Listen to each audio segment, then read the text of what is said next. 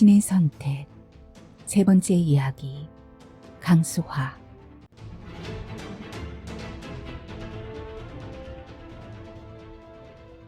경찰에서는 동생의 사망일을 일주일 전으로 추정했다. 그렇다면 음력 10월 20날쯤이 되는데 그날은 엄마가 돌아가신 날이기도 했다. 엄마는 긴 시간 병석에 누워있으면서 지친 자식들의 모진 불효 속에 떠났다. 경제활동을 하지 못한 시점부터 순전히 자식들 주머니에서 나오는 돈으로 생활해야 했기에 이 자식 저 자식의 눈치를 살펴야 했다.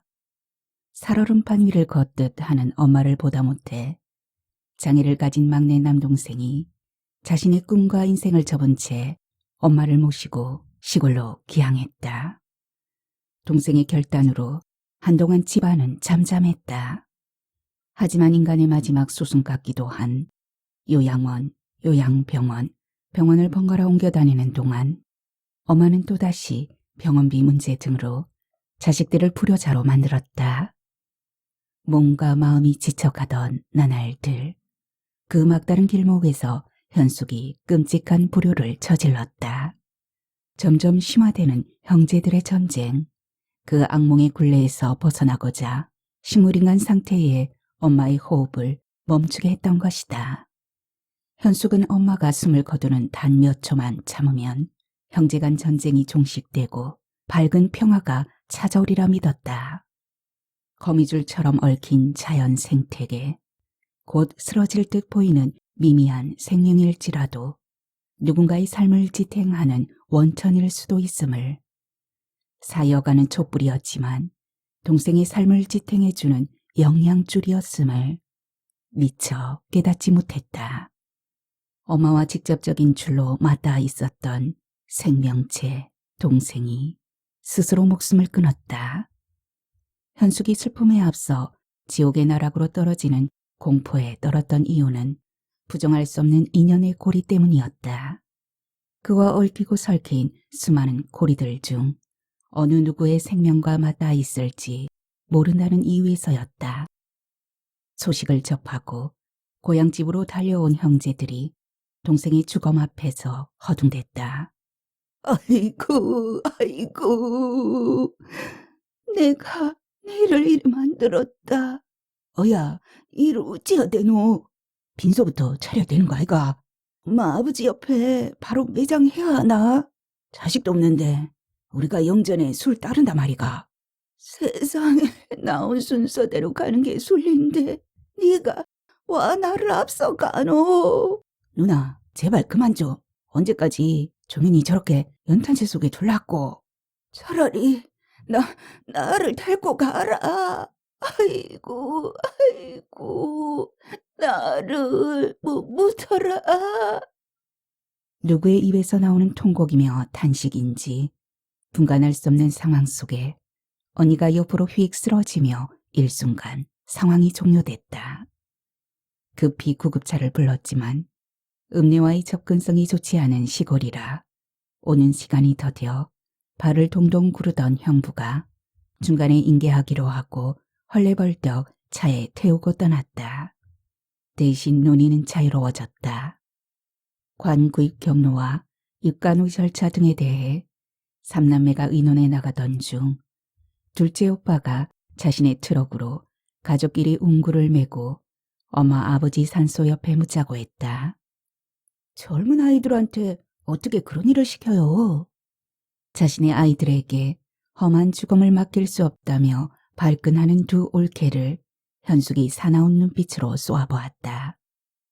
두 사람은 황급히 기둥 뒤로 몸을 숨겼다. 험악한 분위기에 큰오빠가 중재하며 나섰다. 집사람과 지수씨 말도 일리 있다. 엄마 장례식 때 경험했잖아. 상역군들의 행패에 차라리 가족끼리 상례를 옮길까 하고 들어보니 끔찍도 않았던. 결국 둘째 오빠가 읍내에서 장례식장을 운영하고 있는 친구에게 물어보기로 하고 휴대폰을 꺼내 전화를 걸었다. 소리를 반복하며 마루에서 죽담으로, 죽담에서 마당으로, 급기야 장독간을 넘어 남새밭 기퉁이 고염나무 아래까지 가서 스파이 접선하듯 소곤거렸다. 현장에서 일하다 말고 달려온 둘째 오빠의 작업복 여기저기엔 페인트가 묻어있고 작업복을 썼던 착 달라붙은 머리는 군데군데 새치가 뭉쳐있어 마치 하얀색 DDT 가루를 뿌려놓은 듯했다.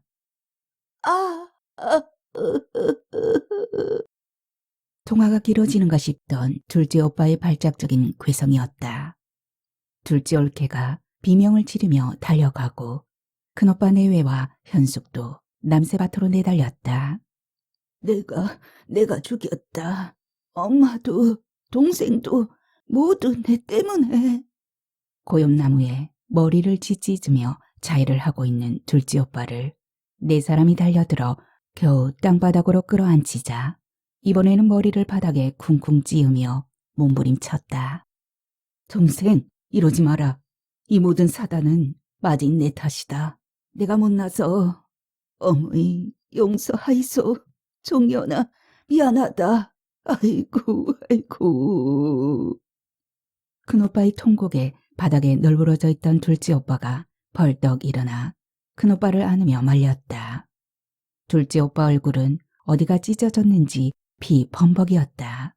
남새밭에 심어놓기만 하고 거두지 않아 허옇게 말라버린 시래기 같은 배춧잎과 무의 잎사귀 틈에서 부둥켜 안으며 형제들은 참으로 오랜만에 화합했다.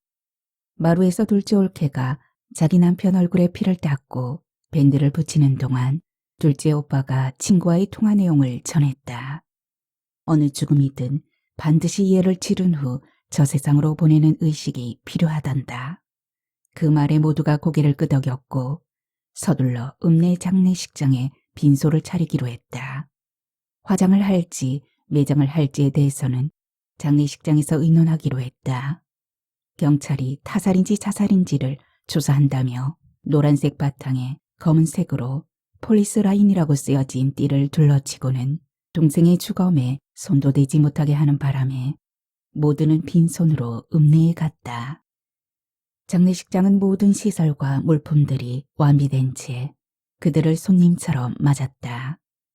영전사진 주변의 국화는 송곳 하나 꽂을 자리 없이 빽빽했고 여러 대의 냉장고에는 칸마다 술과 음료들로 가득 차 있었다. 보일러도 진즉 가동했는지 이미 뜨끈뜨끈하게 데워져 있었고 조문객을 맞이할 수십 개의 테이블 위에는 설거지하기 편리하도록 비닐 덮개까지 완벽하게 세팅되어 있었다. 어느 유명 인사의 장례식장처럼 호화롭게 느껴지기까지 하는 분위기에 현숙은 아이러니하게도 불편함을 느꼈다. 누군가의 장례를 치르고 남은 흔적들이 아닌지 수사관처럼 훑고 다녔다. 국화꽃의 신선도가 의심되어 직접 손으로 만져보기도, 가까이 다가가 냄새를 맡아보기도 했다. 눈으로 촉각으로 후각으로도 신선도를 구분해낼 만큼 해박하지도 않았으면서 그저 모든 것들이 눈에 거슬렸을 따름이었다. 동생의 시신은 최초 발견 시점부터 반나절이 경과한 후에야 장례식장으로 옮겨졌다. 의사로부터 일산화탄소 중독에 의한 사망임을, 경찰로부터 자살임이 입증되고 나서였다. 큰오빠, 언니, 둘째 오빠, 현숙, 동생으로 오남매였던 그들 가족에서 한 명이 저 세상으로 갔으니 남은 형제는 총 4명이었다. 각자의 배우자까지 합쳐 모두 8명. 언니가 병원으로 실려가며 형부까지 빠졌으니 남은 사람은 총 6명뿐이었다. 오남매 자식들을 다 합치면 20여 명이 넘었으나 어찌된 일인지 조카들이 보이지 않았다. 너도 나도 삼촌 또는 외삼촌의 불행한 죽음을 아이들에게 알리고 싶어 하지 않았음을, 인간의 이기심은 모두가 비슷하다는 것을 현숙이 곧 깨달았다. 그녀 역시 시부모에게 다른 볼일로 집을 비운다며 남편에게 입단속까지 시켰으므로 형제들의 극도로 흥분했던 감정들이 조금 가라앉나 싶었는데 병원으로 실려간 언니가 돌아오며 다시 고조되기 시작했다. 텅 빈 눈으로 부숭부숭한 국가송이 한가운데에 영정사진을 뚫어지게 바라보다 기어이 사진을 빼내 젖먹이 어린아이 품듯 가슴에 껴안고는 또다시 통곡을 이어가기 때문이다. 언니는 울 힘조차 없으면 기절하듯 드러누워 불경을 읊조렸다. 보다 못한 형부가 조카를 시켜 집에 있는 카세트 라디오와 테이프를 가져오게 했다. 역사 속 물건 같은 카세트 테이프를 누르자 신기하게 언니의 불교식 방언이 멈췄다. 테이프에 녹음된 것은 어느 국악 명창이 부른 회신곡이었다. 기독교인 둘째 언니가 격한 거부감을 표시하다 둘째 오빠에게 제지당했다. 회신곡 완창 녹음한 카세트 테이프여서 한번 꽂아 놓으면 2시간여 동안 울었다. 회신곡 소리를 배경으로 언니의 통곡은 이어졌다 끊어지기를 반복하며 가끔 잠에 드는지 조용하기도 했다. 대부분 소리에 적응하는 듯 했으나 현숙만은 예외였다. 회신곡 가사 구절구절이 예리한 비수처럼 그녀 뇌리를 파고들며 뇌의 교란을 일으켜는 듯 했다. 현재 일어난 일들이 꿈인 듯 생시인 듯 어느 경계치만 넘으면 곧바로 미치는 단계로 접어들 것 같아 황급히 의식을 당기기도 했다. 그러면 다시 참극의 현장에 포로가 되곤 했다. 아버님 전엔 뼈를 빌고 어머님 전엔 살을 빌어 태어난 동생은 엄마의 성심으로 길러내고자 했던 가부하에 한쪽이 무너진 반편이 되었다. 그에게 엄마는 성이었으며 기둥이었으며 삶의 이유이기도 했다. 엄마가 떠남으로 그의 존재 이유가 소멸되었고 그의 떠남으로 형제들 또한 무너져 내리고 있었다. 그가 허물어버린 성 안엔 가족이란 이름으로 공유해온 온갖 희로애락이 살아 숨쉬고 있었다. 세상을 살아가는데 끊임없는 영양 공급이 이루어지는 성. 그 하수분에 무시무시한 핵폭탄이 떨어진 격이었다. 과거와 현재, 미래까지 위협하는 핵. 동생이 그 결단을 하기까지 고뇌 있을 시간과 참극의 현장은 방사능 오용보다 더 지독한 살상무기임에 틀림없었다. 형제들의 의지와는 상관없이 머릿속을 지배할 것이기에. 벽돌 6개 위에 놓인 연탄 넉장. 하얀 재로 변한 48개의 빈 구멍. 영혼이 빠져나간 동생의 몸뚱이. 방 구석구석을 핥히고 쥐어뜯으며 몸부림친. 산 사람 마저 죽을 판. 몽롱했던 의식이 화들짝 깨어났다. 캐리어와 패딩 점퍼들이 무질서하게 쌓여있는 방 기퉁이 웅크려 자고 있던 남편의 볼멘 소리였다. 어휴, 저놈의 라디오를 확. 현숙은 남편에게 살해를 느꼈다. 이 비극적인 일에 피 한 방울 섞이지 않은 동생이 그려온 모노그래프에 먼지만 한 점으로 위치하지 않을 저런 타인은 오로지 의식의 순도를 해치는 이물질, 그 이상도 이하도 아닐 거라 여겼다. 어제 형부와 둘이 술상을 마주한 채 잔을 주거니 받거니 하며 큰 소리로 웃기까지 했었다. 누구에게든 무엇에게든 폭파하고 싶은 분노를 겨우 가누며 현숙은 방을 나왔다. 빈소 바닥에 검정색 상복을 입은 언니가 장례식 건물 신축 당시부터 설치된 부조물처럼 밀착돼 있었다. 얼핏 음식점 앞에 진열된 메뉴의 모형처럼 장례식장에서 상주 대신 저를 도와주는 모형으로 여겨지기도 했다. 비현실의 현실, 현실의 비현실. 인간의 슬퍼하는 마음에는 아무리 소량이라도 자신의 행복을 다지려는 이기적인 감정이 존재한다고 믿어왔었다. 이 참담한 비극 앞에 어떠한 숫자나 공식을 대입해도 그러한 감정이 산출되지 않는다는 현실에 절망이 일었다. 회신곡 노래가 다 돌자 부스스 몸을 일으킨 언니가 라디오에서 테이프를 꺼내 돌려 넣은 뒤 스위치를 눌렀다. 이어 여전히 타고 있는 향로에 몇 개를 더 꽂았다. 빨갛게 자신의 몸을 태우며 뿌연 연기를 내뿜는 향불이 이구석 저구석에 배품처럼 널브러진 사람들과 동일시 되었다. 참담한 현실에 육신과 정신이 오그라드는, 새로 태우는 향에서 나오는 연기가 독했다. 속이 울렁거리고 머리가 지끈거려 현숙은 잠시 밖으로 나갔다. 잔뜩 찌푸린 하늘에 눈발이 휘날렸다. 탁하다 못해 텁텁한 실내 공기를 피해왔지만 오싹하도록 찬 기온에 이내 몸이 움츠러들고 말았다. 장례식장이 읍내에서 조금 떨어진 산기슭에 위치하고 있어 겨울산의 추위가 여과 없이 파고들었다. 대신 공기는 맑고 신선해 메스거리던 위장과 두통이 조금 가라앉는 듯했다. 밖에 조금 더 있고 싶어 안으로 들어가 두꺼운 옷을 걸치고 다시 나왔다. 주차장 가장자리를 돌다 현숙은 문득 장례식장이 1층에 있다는 사실을 인식했다. 지금까지 다녀본 장례식장은 규모에 상관없이 모두 병원을 낀 지하실에 위치해 있었다. 죽으면 땅속으로 들어가는 생명체와 지하 장례식장을 연관지으며 나름의 철학을 정립해오던 터였다. 기껏 쌓아올린 사상과 철학을 부정당하는 느낌은 고약했다. 신이 지구를 거꾸로 들고 있다는 착각이 드는가 하면 자신이 지구 표면에 중력으로 매달려 있는 환각까지 잃었다. 갑자기 주변 산들이 그녀 주변을 빙글빙글 돌며 현기증을 일으켰다. 부랴부랴 주차장 가장자리 옹벽으로 몸을 끌어 기댄 채 쪼그려 앉으니 조금 진정이 되는 듯했다. 회색빛 하늘이 땅과 맞닿아 있는 듯 낮게 내려와 있었다.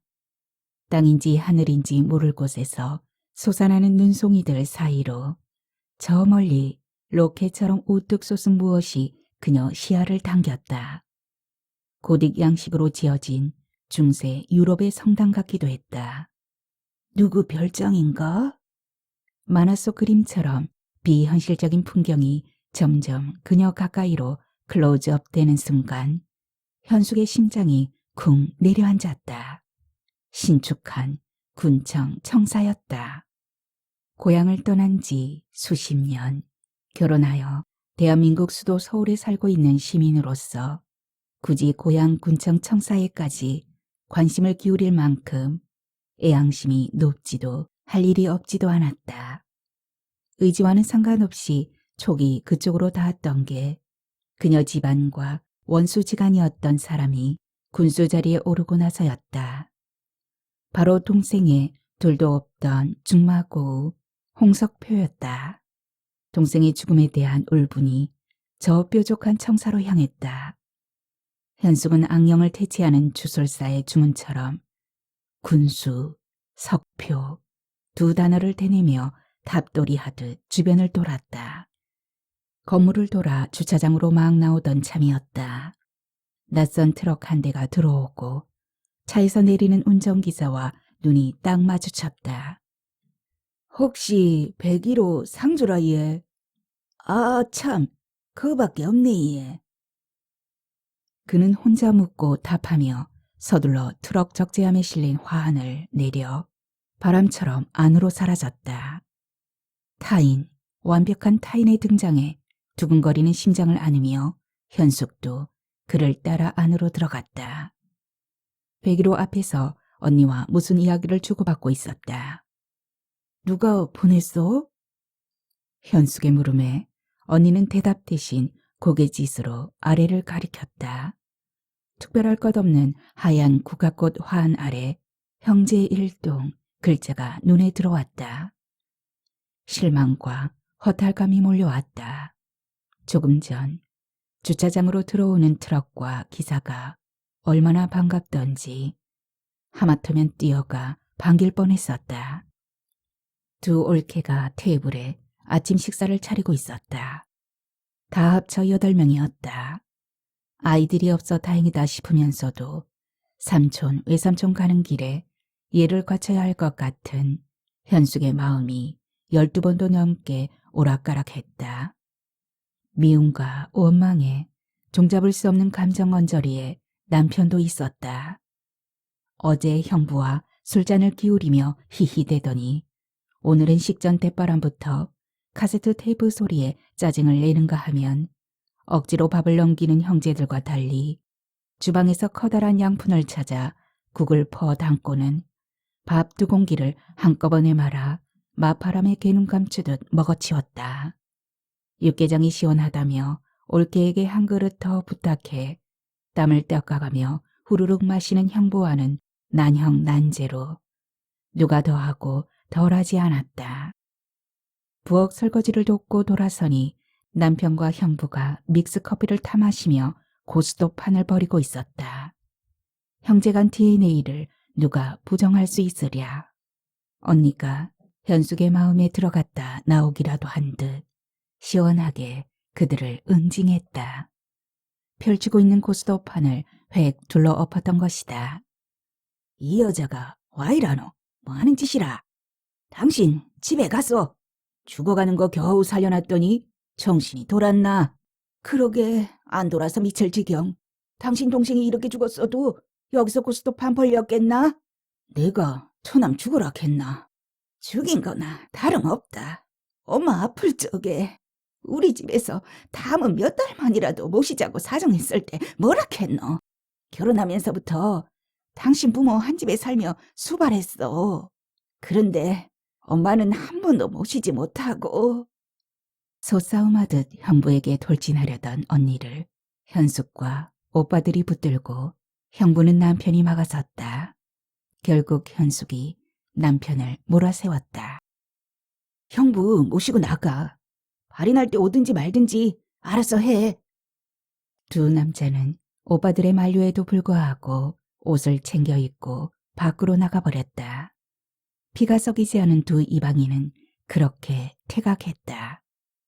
빈소를 차린 후 가까이 지내는 친구 몇 명에게 연락을 하려는 현숙을 언니 오빠들이 강하게 말렸다. 부모상은 지인이나 동창의 등에 알리는 게 온당하지만 형제상은 관례도 아니거니와 예의도 아니라는 것이었다. 동생의 지난 날을 기억하고 누군가의 방문이 절실했다. 명치를 누르고 있는 응어리를 토해내고 싶었다. 점심을 먹은 기억이 없는데 오후 2시를 넘어서고 있었다. 간간히 곡을 하던 언니도 더는 기운이 없는지 빈소 바닥에 물귀신처럼 풀어져 있었다. 카세트 테이프가 한치 오차 없이 도는 가운데 매캐한 향냄새와 연기는 점점 심해지자 두 올케가 독한 향과 음악 소리에 몸이 아프다며 병원에 다녀와야겠다고 했다. 육신 편한 것조차 죄악이라는 생각에 참고 견디는 형제들과 그들은 분명 다른 족속이었다. 오빠들로부터 향과 라디오 볼륨을 줄이자는 이야기를 들은 언니는 보란듯 향을 한 움큼 더 집어 향로에 꽂고는 라디오도 소리 끝까지 올렸다. 천둥번개 치듯 쿵쾅거리는 소리와 매캐하고 코를 찌르는 연기가 전쟁 영화 장면 같기도 했다. 현숙은 오소리 작전 지령을 받은 군인들이 군악대를 동원하여 탱크를 밀고 내려온다고 상상했다. 선봉에 선 사령관이 명령했다. 불편하고 거북한 사람 모두 가라. 내가 저지른 일 내가 감당한다. 그래요. 올케들은 집에 갔다가 발인 때 오세요. 형제들의 허락을 받았다고 생각한 올케들이 방으로 들어가 한 보따리 짐을 챙겨 들고는 비처럼 사라졌다. 피 한 방울 섞이지 않은 2명의 전사를 더 퇴각시킨 작전은 바둑의 묘수와도 같았다. 공범끼리 나눠 가져야 할 떳떳지 못한 비밀을 그들이 몰래 들여다보며 희죽대는 것 같아 못내 이물스럽게 느껴지던 중이었다. 끈끈한 핏줄로 연결된 4명이 남았다.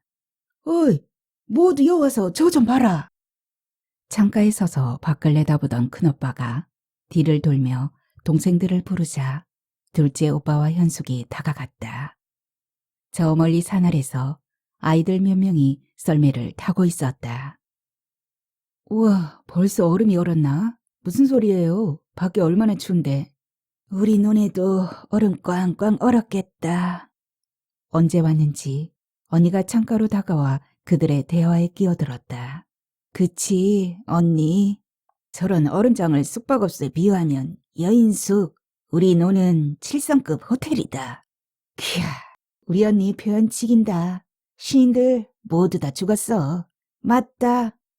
사이어가는 거품처럼 허물어지던 언니가 함께 서 있는 자체로 형제들에게 고무적이어서 모두는 과장스레 수선을 떨며 화답했다.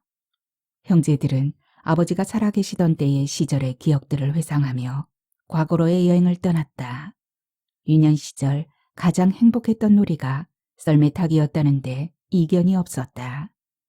변변한 고무통조차 없던 시절 동네 아이들은 비료 부대나 나무 판때기 아래 변변치 않은 철사등을 박은 허접한 것으로 탔으나 현숙네는 아버지가 훌륭한 재료를 사다 만들어준 고급 승용차 같은 썰매로 얼음장을 누볐었다.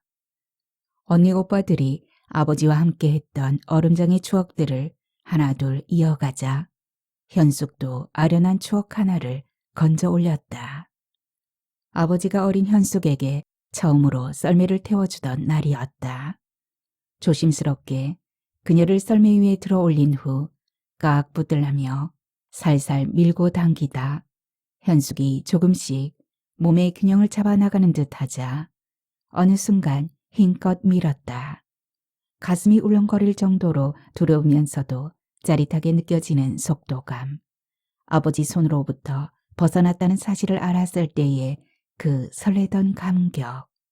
동심의 나라에서 행복에 겨운 웃음보따리를 풀어내고 있는 형제들이 현실로 돌아온 것은 멀리서 들려오는 구성진 곡소리에 의해서였다.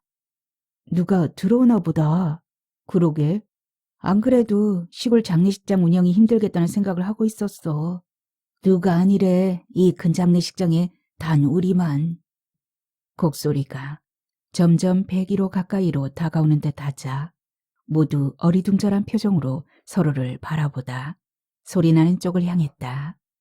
아니나 다를까 70세는 좋게 넘어 보이는 늑수구레한 여인이 입구에서 주춤하며 상주 한 명 한 명을 뚫어지게 바라보는 게 아닌가.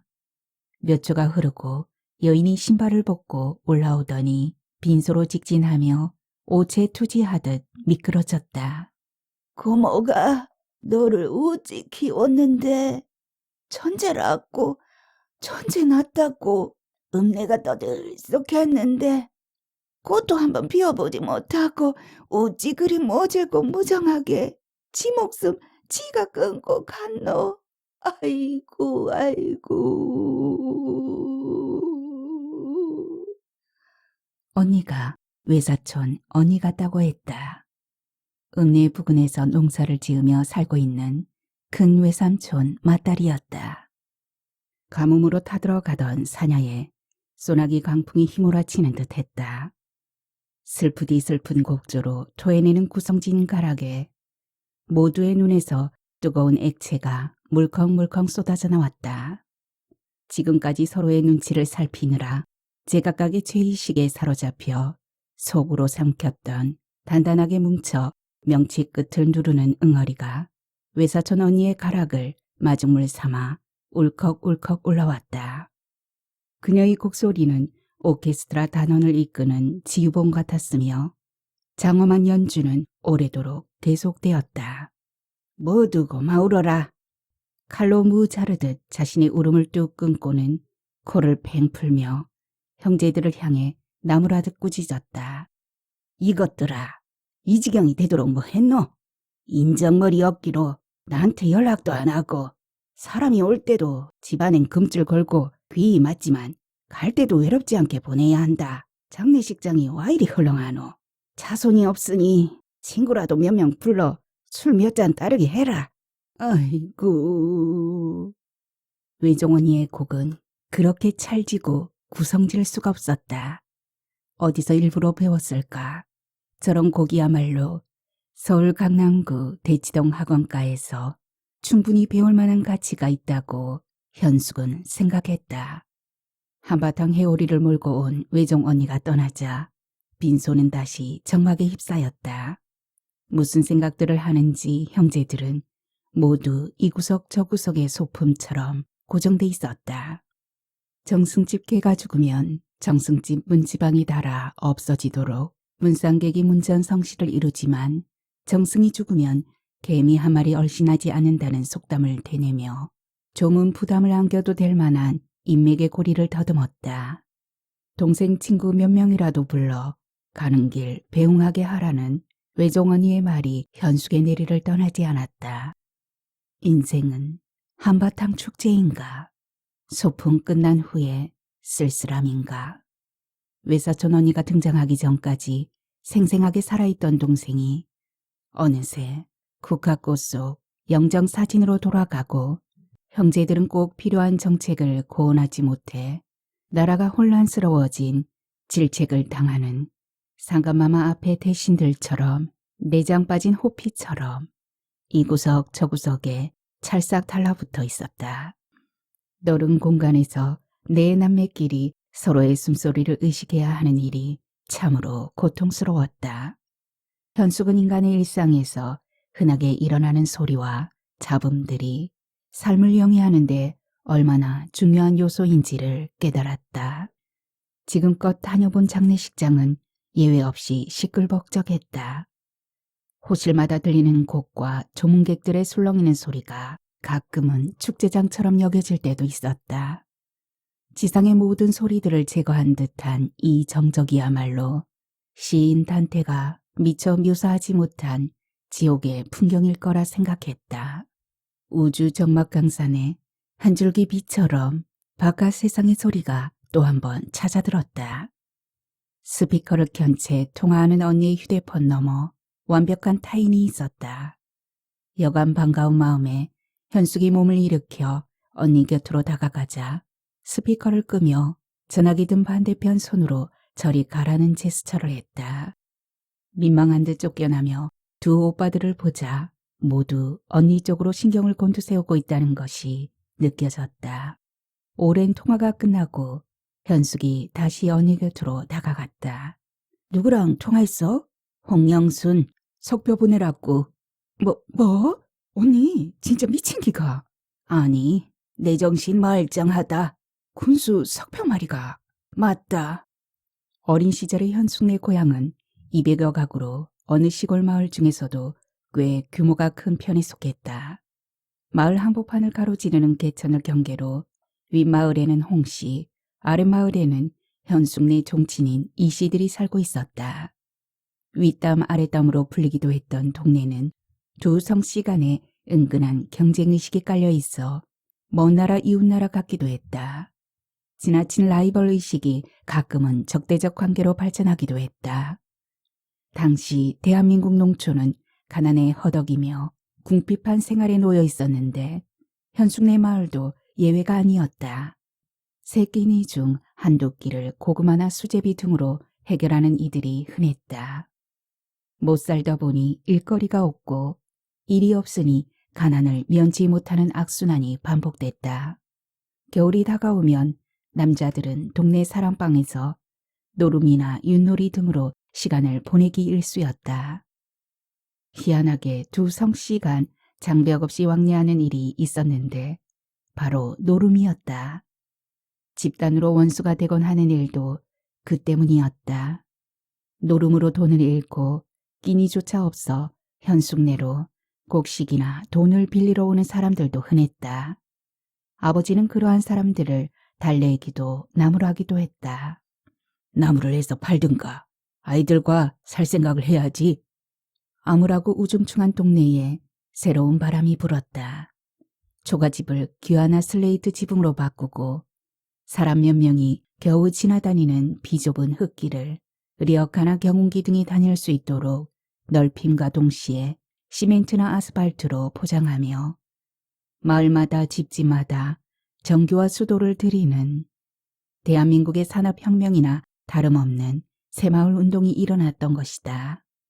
잘 먹고 잘 살자는 취지에서 비롯된 혁명이었지만 당장 내 입에 밥이 들어오는 것이 아니어서 지금까지의 게으른 관성이나 타성에서 쉽게 벗어나려 하지 않는 사람들의 저항이 만만치 않았다.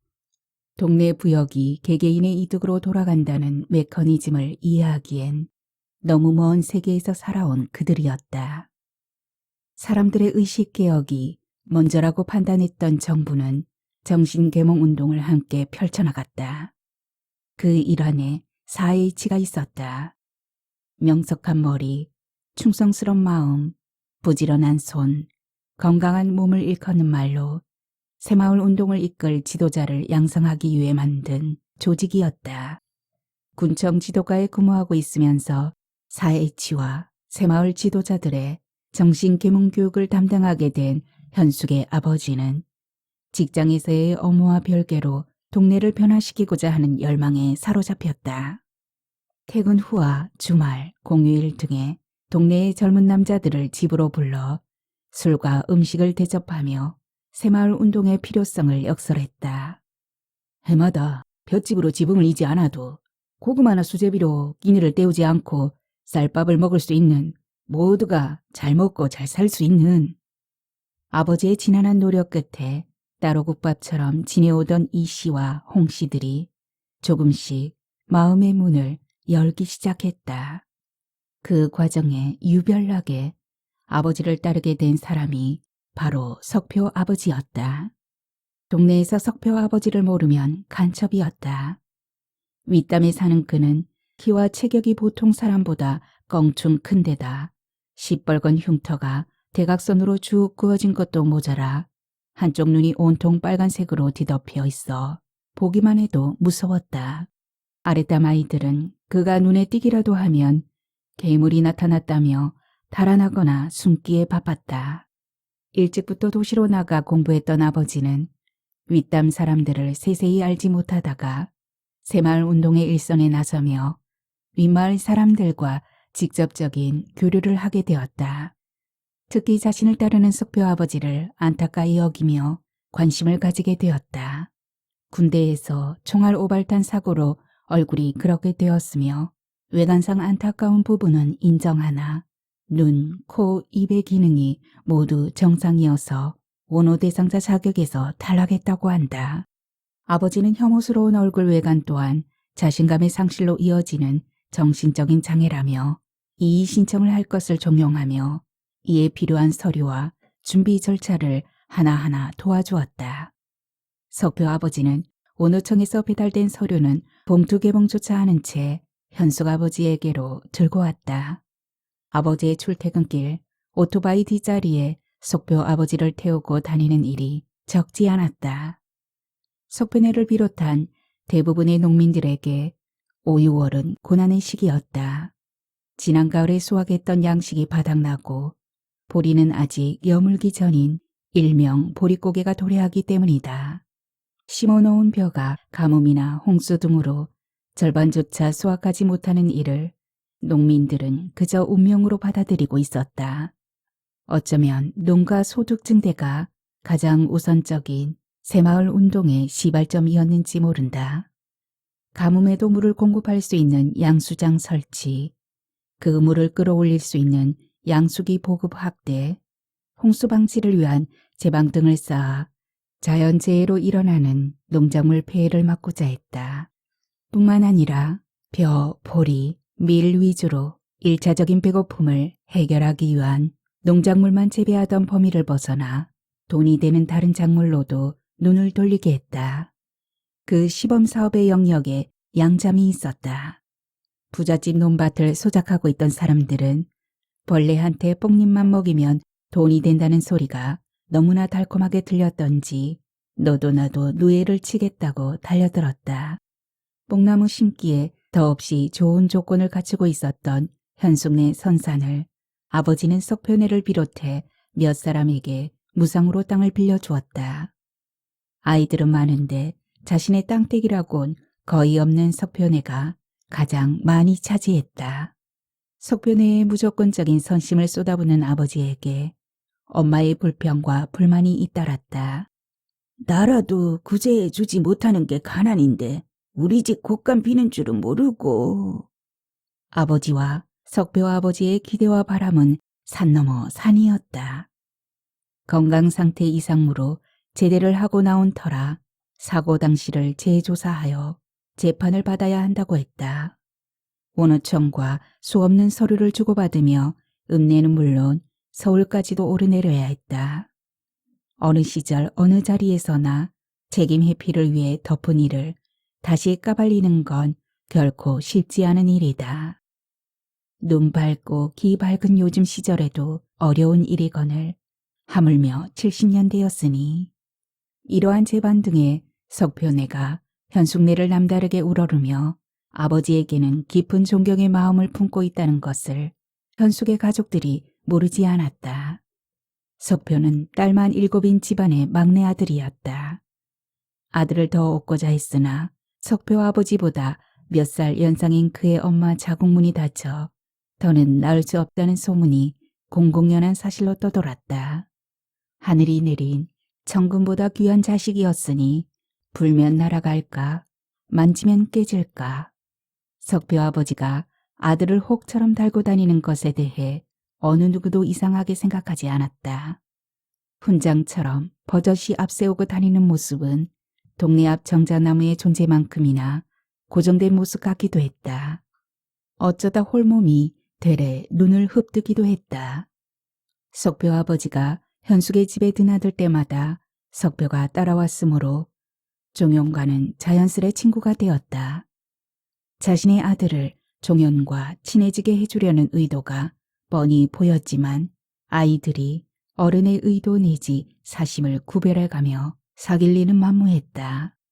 아버지는 종현과 석표를 나란히 앉혀놓고 바둑과 장기를 가르치고 책 읽기와 받아쓰기 공부를 놀이처럼 즐기도록 했다. 석표도 여간 똑똑하지 않아 현숙네 가족들이 귀여워하고 사랑스러워했다. 아버지 또한 그의 재능을 자주 언급했다. 석표 아버지가 두고 간 석표를 언니 친구인 영순 언니가 데리러 오면서 언니와 영순 언니 사이도 각별해졌다. 맹목적 일이 많지 박정희 대통령을 추종하며 의욕적으로 새마을 운동에 앞장서는 아버지의 열정과 공로가 청와대까지 전달되었는지 대통령상까지 받기에 이르자 대놓고 시기 질투하는 세력들이 생겨났다. 엄마는 못내 불안해하며 몸조심을 당부했으나 아버지는 높은 자리에 오를수록 경계하는 사람이 많은 것은 자연스런 이치라며 그것을 상쇄하기 위해선 더 많은 봉사를 해야 한다고 했다. 선한 끝에 악이 있을 수 없다는 말도 자주 언급했다. 아버지의 사상과 철학은 옳고도 틀렸으며 틀리고도 옳았다. 선과 악은 동떨어진 위치에 있지 아니하며 동전의 양면처럼 붙어있다는 사실을 인지하지 못한 책임으로 어느 겨울 퇴근길 뒤따르던 지프차에 의해 오토바이가 전복당하고 말았다. 선의 길모퉁이, 도사리고 있던 악에게 목숨을 내어준 꼴이다. 아버지의 타계로 집안은 한순간 나락으로 떨어졌다. 그 충격에서 미처 헤어나기도 전에 가족들은 또 다른 지옥을 경험해야 했다. 현숙네로부터 돈이나 곡식을 빌려간 사람들이 아버지에게 갚았다고 주장하며 엄마와 마찰을 빚게 되었다. 가장 크게 뒤통수를 친 사람이 석표네였다. 억울하고 원통한 일은 그뿐만 아니었다. 아버지의 사망을 타살로 확신한 엄마가 경찰에 수사를 요청했지만 돌아온 답은 한결같은 단순 교통사고였다. 그때부터 엄마는 오로지 자식의 성공에 목숨을 걸었다. 시골 전답과 산을 정리하는 대로 배신자와 원수가 득시될 거리는 지옥을 떠나기로 결심한 후 갓 중학교를 졸업한 언니와 두 오빠 그리고 남동생을 차례로 댁으로 보냈다. 언니는 오빠들의 학업 뒷바라지를 위한 직접적인 희생타였으며 현숙은 시골 전답이 팔릴 때까지 엄마를 도울 간접적인 도움이었다. 당장 생계에 나서야 했던 엄마는 소작준 전답을 돌려받고 부업에도 눈을 돌렸다. 현숙네 산에 시범으로 뽕나무를 심었다가 별 재미를 못 보고 돌아선 사람들 것까지 속편회가 이용하고 있었는데 그것만은 차마 양심에 걸렸던지 슬며시 내주었다. 겨우내 꽁꽁 얼었던 얼음장 논에 서서히 물기가 번들거리며 논바닥의 진흙이 드러나기 시작하자 엄마는 누에치기에 슬슬 시동을 걸었다. 매일같이 뽕나무 밭으로 나가 잡초를 제거하고 가지치기를 한 뒤 걸음을 주며 살뜰히 나무들을 보살피는 한편 집에서도 누에 드릴 채비를 했다. 사랑채 내부를 양쪽으로 나뉘어 층층으로 단을 만든 뒤 위에다 두꺼운 마본지를 깔아 놓았다. 중간에 사람 다닐 만한 통로만 겨우 남겨둔 채 봄의 새싹들이 뾰족이 고개를 내밀고 올라오는 4월이 되자 엄마는 일찍이 면에 신청해 놓은 누에알을 가져왔다. 꼭 검정깨처럼 생긴 알을 마분지 위에 슬슬 뿌려놓은 뒤 날마다 군부를 지폈다. 누에는 추우면 죽는다고 했다. 며칠째 미동조차 않던 알이 꼬물거리는 벌레로 변하는 모습은 신기하다 못해 경이롭기까지 했다. 어린 뽕잎을 잘게 다지듯이 쓸어 그 위를 덮어준 뒤 다음날 들여다보면 어느새 뽕잎이 없어진 것을 확인할 수 있었다. 현숙은 누에가 뽕잎을 먹고 자라는 과정을 지켜보는 일이 즐거웠다. 새벽 일찍 일어나 뽕잎을 따서 누에 섭에 올려준 뒤 학교로 가고 다녀온 후 채반에 떨어진 누에의 배설물을 치우곤 했다. 누에의 몸이 토실토실하게 어른 손가락 굵기만큼 커지고 빛깔이 유리그릇처럼 투명해지면 그때부터 자신의 몸에서 씨를 뽑아 고치를 만들며 스스로를 가둔다. 지푸른 뽕잎과 눈부시게 하얀 꼬치의 대비는 성숙한 봄날 초록색 바탕에 솜털같이 하얗고 몽실한 꽃송이가 내려앉은 이 밤나무처럼 아름다운 평화가 느껴지기도 했다.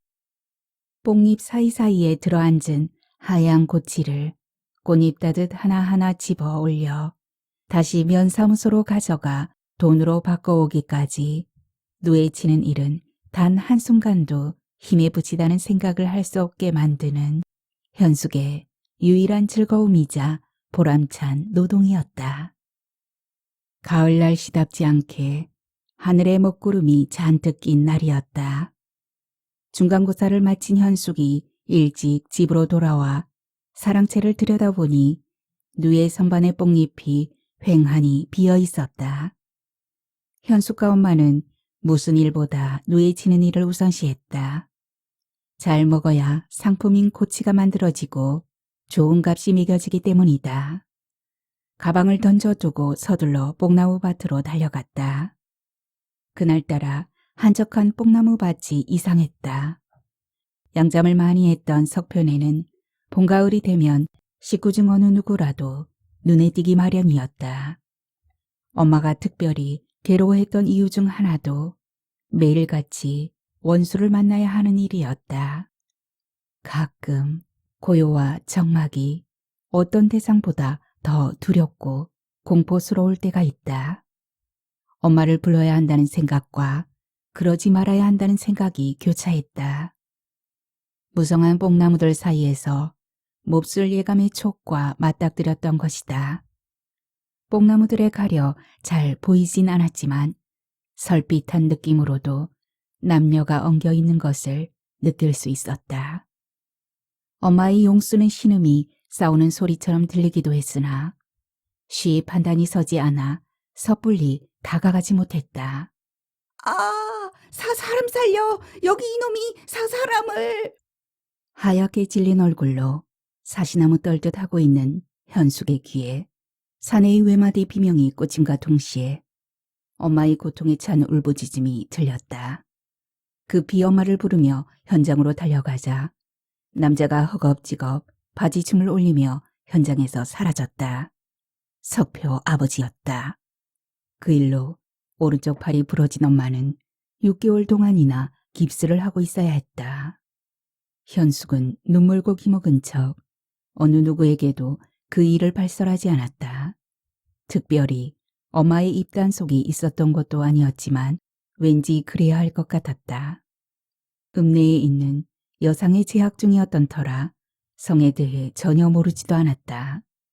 그것은 인류의 역사를 지탱해온 원천이며 범죄와 부도덕, 타락의 온상이 되기도 한 형이상학적 다면성의 불가사의라는 것을 그간 읽은 문학서적을 통해 알고 있었다. 인류를 위한 순기능이든 역기능이든 반드시 음지에서 행해져야 하는 사실만은 분명했다. 그날 이후 엄마는 석변이가 점유한 땅을 돌려받기 위해 법적인 절차에 들어갔다. 지루한 법적 공방 끝에 조건 없이 돌려주라는 법원의 판결이 떨어졌다.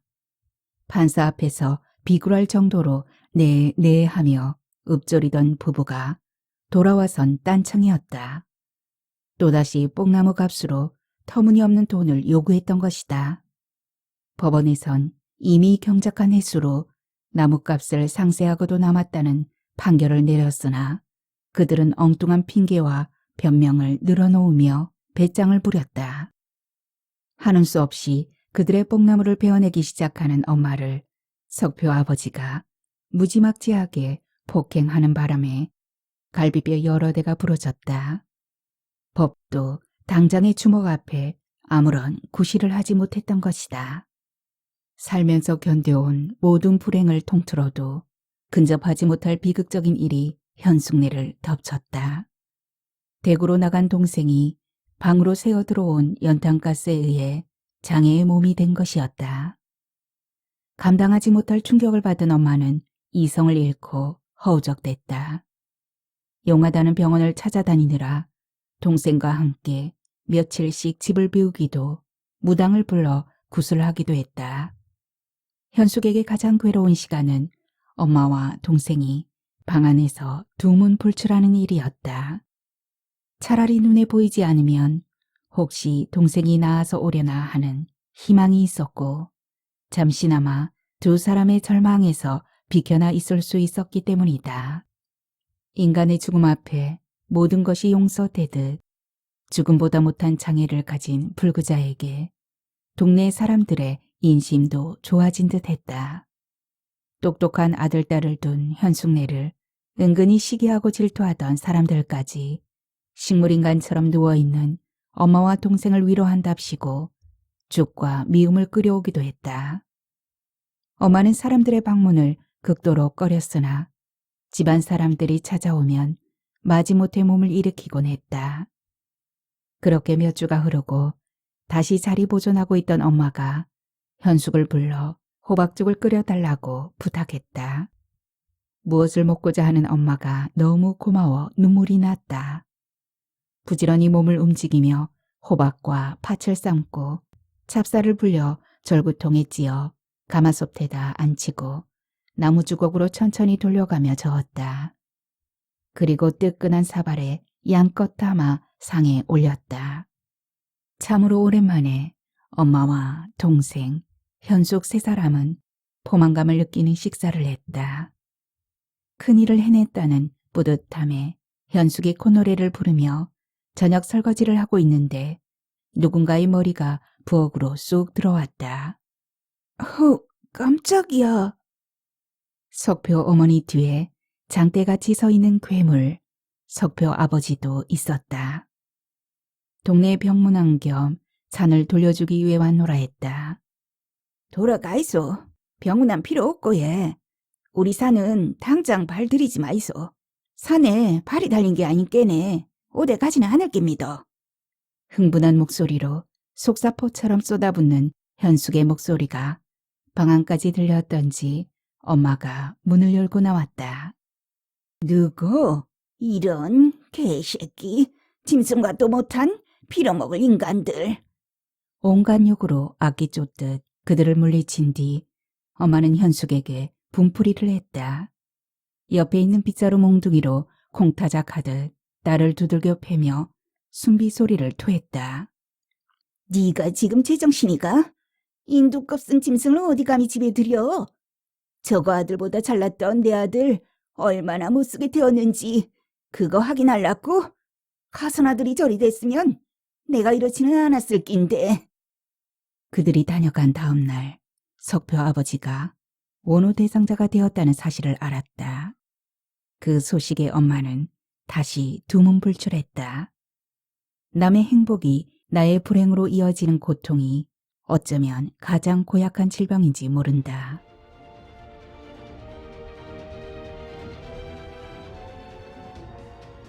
강산이 몇 바퀴 더 돌았다. 망각이라는 선물을 안겨준 시간 덕에 모두는 널브러진 잔해들 속에서 쓸만한 물건들을 주워 올리고 있었다. 캄캄한 동굴 속에 갇혀 질식할 것만 같은 가족들에게 미약한 빛과 산소가 조금씩 스며들고 있었다. 동생이 자신의 처지를 인정하고 드디어 바깥 세상으로 한 발씩 떼어 장애인 특별 고용하는 회사에 취직을 했던 것이다. 형제들도 하나둘 가정을 꾸리고 현숙도 결혼을 했다. 결혼하자마자 해외 지사로 발령난 남편을 따라 10여 년 가까이 한국을 떠나 살다 40살이 되던 해 귀국했다. 너른 이국 땅에서 자신의 가족만 달랑 살던 때와는 너무도 다른 환경에 놀라며 적응하느라 정신이 없었다. 시댁에 대한 의무와 과열된 자녀 교육 분위기 등이 그녀를 낯선 우주로 데려다 놓은 듯 했다. 하루하루 빠른 서울의 시계를 살아내느라 세월의 시계는 쳐다볼 염두조차 내지 못하고 있었다. 가을이 문턱에 와 있다는 사실을 문자 한 통을 받고서야 알았다. 안녕하십니까. Y초등학교 35회 회장 홍석표입니다. 천고마비의 계절에 만산 홍엽으로 물들어가는 아름다운 고향에서 초등학교 총동문회를 개최하고자 지금껏 초중고 동창회에 갈 기회도 없었거니와 가고 싶다고 생각한 적도 없었다. 귀국하여 대구에 사는 큰오빠네 집에서 엄마와 형제들을 만났을 뿐 시골에는 발조차 들이지 않았다.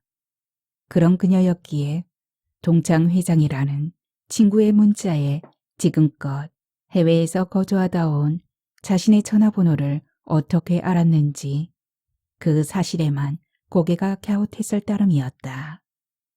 문자를 받은 다음 날 큰오빠가 친정가족 단톡방에 초등학교 총동문회 소식을 공유하며 엄마도 뵐 겸 겸사겸사 모이자고 했다. 두 오빠와 언니가 다녀오겠다고 하는 가운데 현숙은 바쁘다는 핑계로 거부 의사를 밝혔다. 그런 대화가 오간 저녁 동생에게서 전화가 걸려왔다. 이런저런 이야기 끝에 시골 동문회 참석 여부를 다시 물어왔다. 가지 않겠다는 뜻을 밝히자 묘한 여운을 남기며 전화를 끊었다. 종현은 어느 형제보다 3살 터울인 현숙을 가장 많이 의지하고 따랐다.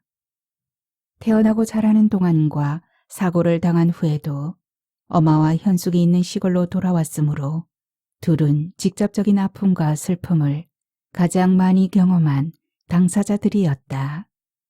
이런 연유로 다른 형제들에게 터놓지 못하는 내면의 이야기까지 누나인 현숙에게 서슴없이 펼쳐 보이곤 했다. 게다가 해외에서 살다 온 현숙의 아이들인 조카를 특별히 귀여워했다. 깐깐한 매형과 사돈들에 대한 눈치 때문에 저러나 싶어 전화를 대걸었다. 시간 내서 서울 다녀가렴. 누나, 석표가 보고 싶어. 순간 현숙의 심장이 멎는 듯 했다. 지금까지 현숙 자신은 물론 누구도 동생의 친구에 대해 관심을 갖거나 궁금하게 여긴 형제가 없었다. 모두 가정을 가지고 배우자와 자식들과 오순도순 살아가고 있었다. 동생의 최종 학력은 초등학교 졸업이었다. 중학교 3학년 겨울방학을 앞두고 사고가 났으니 중학교 졸업장조차 받지 못했다. 마지막 잎새처럼 아스라이 매달려 있는 초등학교 졸업장. 자신의 몸이 성성했던 아름다운 과거가 오롯이 담겨 있는, 관절이 원하지만 본인들이 취사 선택해서 가거나 말거나 했을 동창회와는 하늘과 땅 차이라는 생각이 들었다. 해외에 거주하는 동안 친정 형제들과 전화와 이메일로 연락을 주고받곤 했다. 무심코 형제들로부터 전해 들은 소식에 그녀 가슴이 무너져 내린 일이 있었다. 석표가 서울에 있는 명문대학을 졸업하고 행정고시에 패스했다는 소식이었다. 머나먼 이국 땅에서 엄마와 동생이 느꼈을 박탈감 등이 피부로 전해져 너무나 괴로웠었다. 동네 입구에 버젓이 현수막으로 걸려있는 사진까지 보내온 언니에게 다시는 이따위 소식 전하지 말라며 매몰찬 화살을 쏘기도 했었다. 읍내 공설운동장에서 열리는 총동문회 행사는 상상을 초월할 정도로 규모가 컸다. 당시 강 건너 초등학교라곤 유일한 데다 역사까지 깊다 보니 동문수도 어마했다. 50대 초반의 현숙이 35회였으니 1회 졸업생은 80에서 90세 언저리일 것이다. 배움의 문턱이 높았던 당시는 취학 연령에 맞춰 입학하지 못한 사람들이 수두룩 했던 까닭이다. 현숙의 동기들조차 나이가 고르지 않았던 걸 보면 그 이전은 더하고도 남았으리. 사망하지 않은 1회 졸업생부터 참석 가능했으니 고향에 살고 있는 사람은 물론 타지에 나가 있는 사람들까지 총결집시킨 대규모 집회며 잔치였다. 특정한 장소에 그렇게 많은 사람이 밀집한 것을 본 것은 어린 시절 읍내 장터에서 본 이후 처음이었다. 물결처럼 휩쓸려 다니는 사람 사이를 비집고 겨우 35기수 100마리 적긴 자리에 몸을 앉혔다. 행사 준비에 많은 공을 들였음이 느껴졌다. 운동장과 벤치가 면한 자리마다 기수별 천막이 설치돼 있었고 내부엔 테이블과 의자가 여유있게 들어차 있었다. 동창동문회라곤 생전 처음이라 그런지 친구들이 긴가민가하며 그녀를 힐끔힐끔 바라보았다. 그러는 사이 가족과 친지, 아는 친구들이 찾아오면 요란한 상봉회식을 치르느라 시선들을 거두어 갔다. 이게 누구? 석판 동생 판식 아이가? 야, 일마, 이것도 벌써 어른 다 됐붙네. 뺄거벗고 고추 내놓고 댕기더이. 너가 형, 누나 온다 가드나? 예, 온다 가대. 형님 동생들은 모두 왔습니까? 온다 했은게 여 어데 아니겠나? 종윤, 임훈, 홍열, 너거들, 네 와 이리 늙어붙노? 야, 이 자식들 봐라. 지 늙은 거 모르고 네 뒷모습 보고 은사님인 줄 알았다. 머리가 허여이 다 새서. 엄마야? 명숙이 순자 영순. 이게 몇 년 만이고. 너가 신랑 뭐하노? 아이는 몇이고. 마치 유체 이탈이라도 한 듯 현숙은 얼빠진 표정으로 그들을 지켜보며 군중 속의 고독에 시달렸다.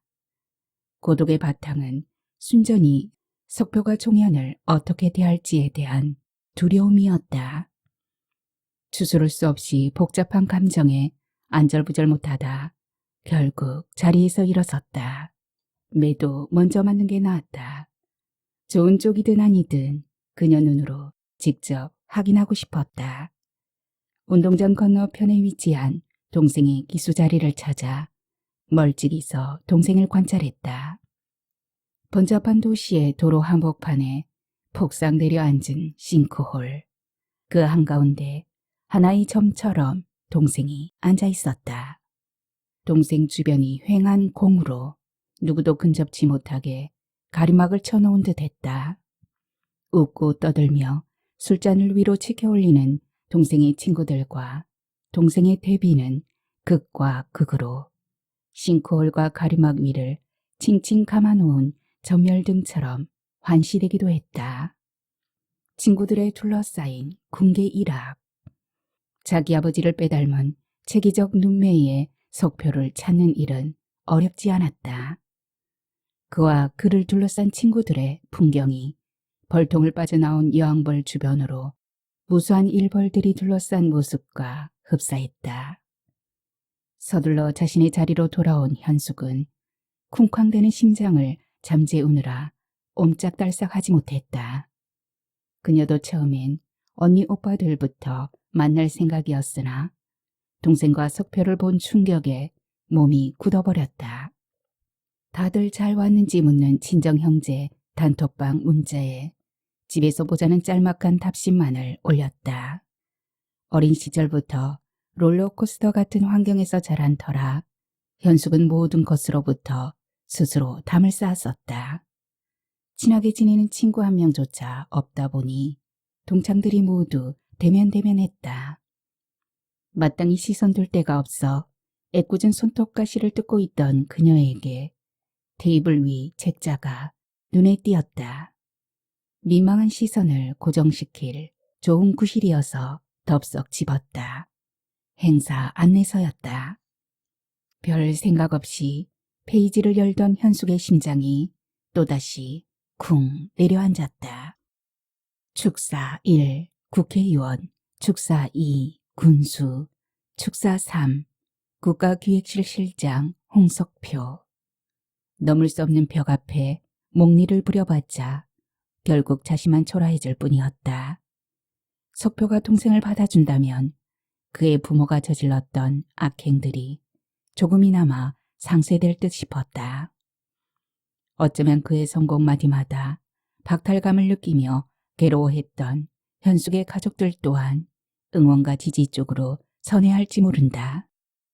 인간의 마음이란 한낱 떠도는 종이장보다 가벼울 때가 있으니 국회의원에 이어 군수가 차례로 축사를 이어가는 동안 현숙이 앞으로 나아가 연단으로 오르내리는 계단 오른쪽 뒤편에 몸을 바짝 붙였다. 석표를 만날 생각이었다. 식순에 따라 두 귀빈의 축사가 끝나고 사회자가 마이크를 잡았다. 아, 이분. 이 고장의 가장 빛나는 미래.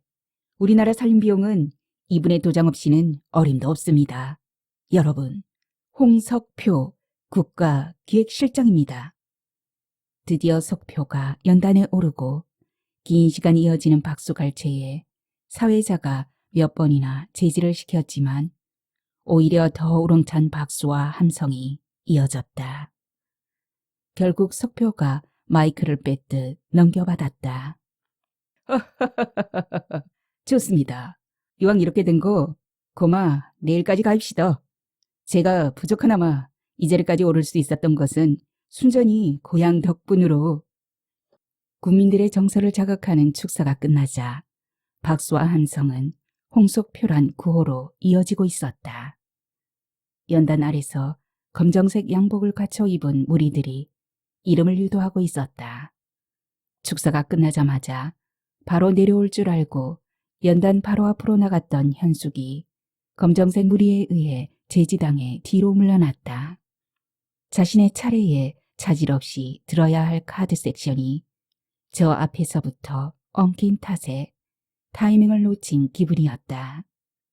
1초가 1분, 1분이 1시간 같은 시간이 지나고 드디어 석표가 연단 아래로 내려왔다. 현숙이 속으로 하나, 둘, 셋을 외치며 그의 앞에 고꾸라지듯 넘어졌다. 어이쿠, 조심하세요. 괜찮으세요? 아, 네. 안녕하세요. 가쁜 숨을 몰아쉬느라 말을 잇지 못하는 사이 석표가 거듭 괜찮은지를 묻고 자리로 돌아가려 했다. 현숙의 그의 옷소매를 당기며 붙잡았다. 홍 실장님, 저 이종현 누나 이현수 잠시 얘기 좀 나누고 싶습니다. 네? 네. 멈칫 놀라며 현숙을 바라보던 그는 황급히 몸을 돌렸다. 홍석표 씨, 불편하시다면 잠깐 자리를 옮겨. 무슨 얘긴지 모르겠지만 여기서 해보세요. 정연이가 석표 씨 보고 싶다고. 저는 아까 봤습니다. 물론 봤겠죠.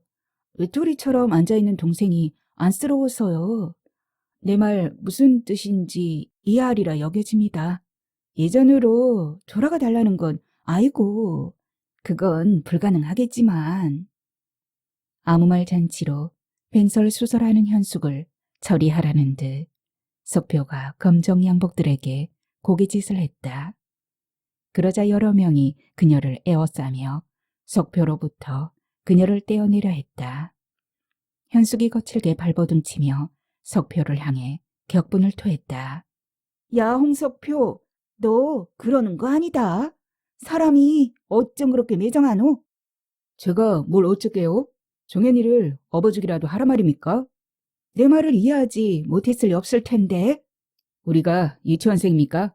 친구랑 잘 지내라 말아 하게요.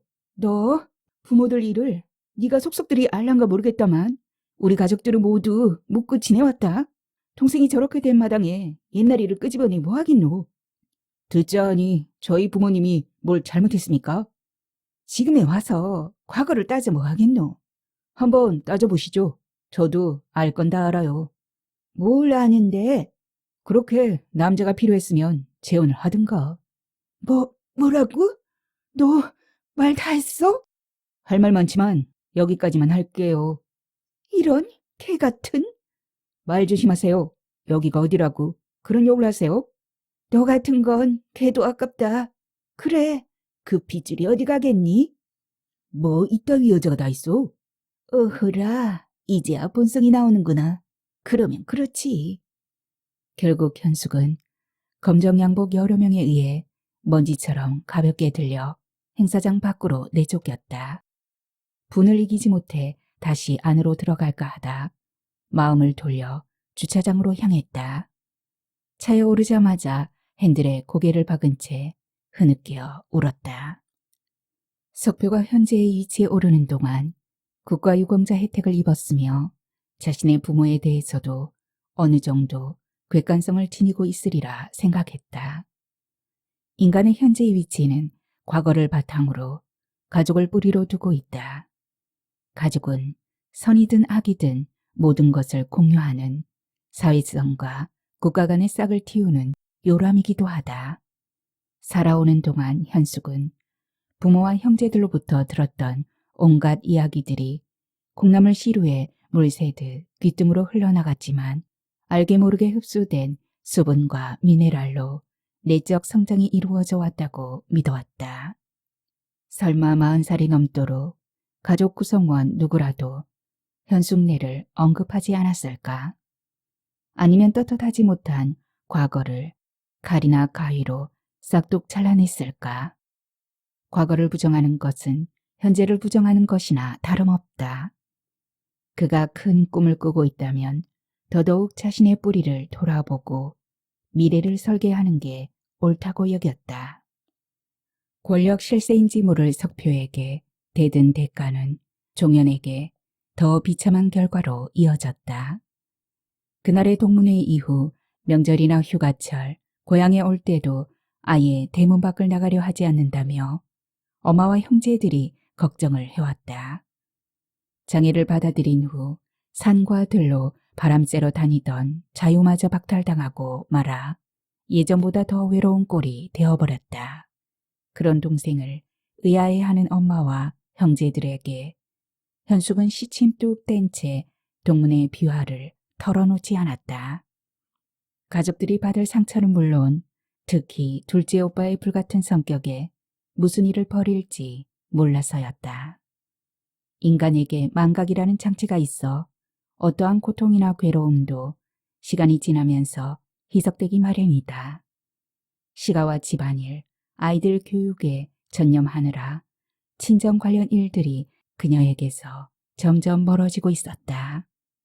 평탄하다 못해 평온하기까지 한 그녀의 일상이 흔들린 것은 동문회에서의 그 일 이후 7, 8년이 지난 어느 봄날이었다.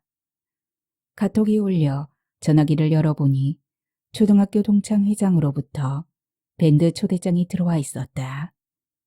그렇잖아도 300명 가까운 동창들 단톡방에 매일같이 올라와 떠다니는 글과 영상들에 피로감이 느껴지던 중이었다. 방을 나오고 싶은 순간이 많았지만 가끔 한 동네 살았거나 고향 지킴이로 살고 있는 친구들의 고향 관련 소식에 엄마의 안부와 동선까지를 점칠 수 있어 쉽게 발을 빼지 못했다. 밴드라니 단톡방보다 거리감이 있고 즉흥적이지 않아서 좋았다. 기꺼이 수락 버튼을 누른 뒤 방으로 들어섰다. 훅 치고 들어오는 뜨거운 열기, 왁자한 소음, 눈부신 밝음에 현숙은 잠시 뒷걸음질 쳤다. 이판식, 홍영돌, 김인만, 이삼순, 홍말자, 류영순. 윗담 아랫담은 물론 언니 오빠들의 친구거나 현숙 자신의 동기 그리고 동생 친구들의 이름이었다. 더 놀라운 일은 친정 형제들까지 빠짐없이 들어와 있다는 사실이었다. 도대체 무슨 목적으로 만들어진 방인지를 알기 위해 차근차근 올려보니 홍석표 군수 만들기 위한 프로젝트를 실행하기 위한 조직 같았다. 그러고 보니 맨 위 공지란에 석표 얼굴이 번화한 도심의 사거리 광고 전광판처럼 번들거리고 있었다. 올려진 글과 사진, 영상 등은 모두 석표의 근황들이었다. 회원수가 무려 1만여 명에 이르렀으며 실시간으로 계속 들어오고 있었다. 현숙은 그때서야 오래전 동문회에서의 석표 축사가 정치 선언이었음을 깨달았다. 말도 안 되는 단체에 홀린 듯이 걸려든 친정 형제들이 이해되지 않았다. 단톡방에서 성난 손가락으로 포를 발사했다. 홍석표 군수 만들기에 왜 우리 가족까지 동원되어야 하죠? 잠시 후 이유들이 하나둘 올라왔다. 한 동네 사람인데다 후보 경선에서 이기면 승열 100% 당이기에 어차피 투표권이 없는 대구 사람 동기동창의 동생이 출마하는데 모른 척 할 수 없어. 현숙을 제외한 언니 오빠들 모두 석표의 누나와 같은 동기가 있었다. 그중 언니만 영순 언니와 친했을 뿐이었다. 현숙이 더는 분노를 드러내지 않았던 건 동생이 의식되어서였고 노파심인지 모르지만 석표가 군수로 당선되었을 때 혹시 불이익 받지나 않을까 하는 형제들의 참으로 불편한 눈치가 포착되었던 까닭이다. 언니 오빠들 하나같이 이름만 올렸을 뿐으로 밴드를 열지조차 않는다는 말에 일말의 위안을 얻기도 했다. 원수 같은 인간이 일치월장하는 과정을 지켜보아야 하는 일은 끔찍한 고문이나 다름없었다. 하지만 그녀 역시 쉬이 밴드를 빠져나가지 못했다. 한 구석 고장난 물건처럼 동생이 삐뚤음하게 서 있었던 까닭이다. 지방선거까지 아직 1년여가 남았는데 이런 고문이라니. 긴 장마가 이어지던 7월 초순이었다. 몇 주째 쉬지 않고 내리는 비였지만 기온이 내려가지 않아 습하고 우중충한 날씨가 계속되었다. 맏며느리로 집안 행사 중에 가장 크다고 할 수 있는 시 조부모 제사가 한여름에 있어 방학을 맞은 시댁의 조카들까지 남편의 짙게 좋은 비속이 며칠씩 묵어가는 바람에 현숙의 불쾌지수는 하늘을 찌르고 있었다. 정신없던 일주일여를 보내고 손님들이 모두 떠난 아침이었다. 남편과 아이들을 직장과 학교로 보낸 뒤 설거지도 미룬 채 소파에 풀썩 누워 기운 빠진 손으로 TV 리모컨을 이리저리 돌리다 슬며시 잠이 들었다. 꿈속처럼 아련한 소리에 눈을 뜨니 저만치 식탁 위에서 휴대폰이 울었다. 갈까 말까 망설이다 노곤하게 녹아드는 몸뚱이를 억지로 일으켜 엉금엉금 기다시피 식탁으로 가는 동안 전화기가 꺼졌다. 전화기를 들고 소파로 오는 동안 발신인을 확인하니 다소 엉뚱한 사람이었다. 초중고를 같이 다닌 윗담에 살던 여자 동창으로 현숙과는 어린 시절부터 같이 지내긴 했지만 사적인 연락을 주고받는 사이는 아니었기 때문이다. 현숙이 공부를 특출나게 잘해 친구들이 조금 어려워한 데다 아버지 돌아가시자마자 폭삭 내려앉은 가정에 우울한 일들이 연쇄적으로 겹치는 바람에 스스로도 담을 쌓아 친구들과 교류가 없었다. 잘못 건 전화로 여기고 다시 소파에 눕는 동안 다시 벨이 울렸다. 의아해하며 초록색 버튼을 눌렀다. 여보세요? 현숙이지? 너희 어머니도 많이 늙었고 그렇게 똑똑하던 동생이 어쩌다. 무슨 말이고? 아직 안 봤구나. 속표 군수만들기 밴드에 올라온 영상. 전화를 끊자마자 급히 밴드로 들어갔다. 긴 장마로 잡초들이 우거진 마당엔 무너진 장작더미와 잔 나뭇가지들이 어지럽게 널려 있고 남새밭 우짜란 독초들은 장독간의 항아리들을 대부분 점령했으며 회색빛 콘크리트 바닥이 지푸른 이끼로 뒤덮여 얼핏 잔디처럼 보이기도 했다. 부엌의 그릇들이 죄다 마루를 잠식한 가운데 음식물이 담긴 그릇마다 파리들이 달라붙고 있었고 마루 밑에는 짝을 잃어버린 신발들이 제멋대로 돌아다니는.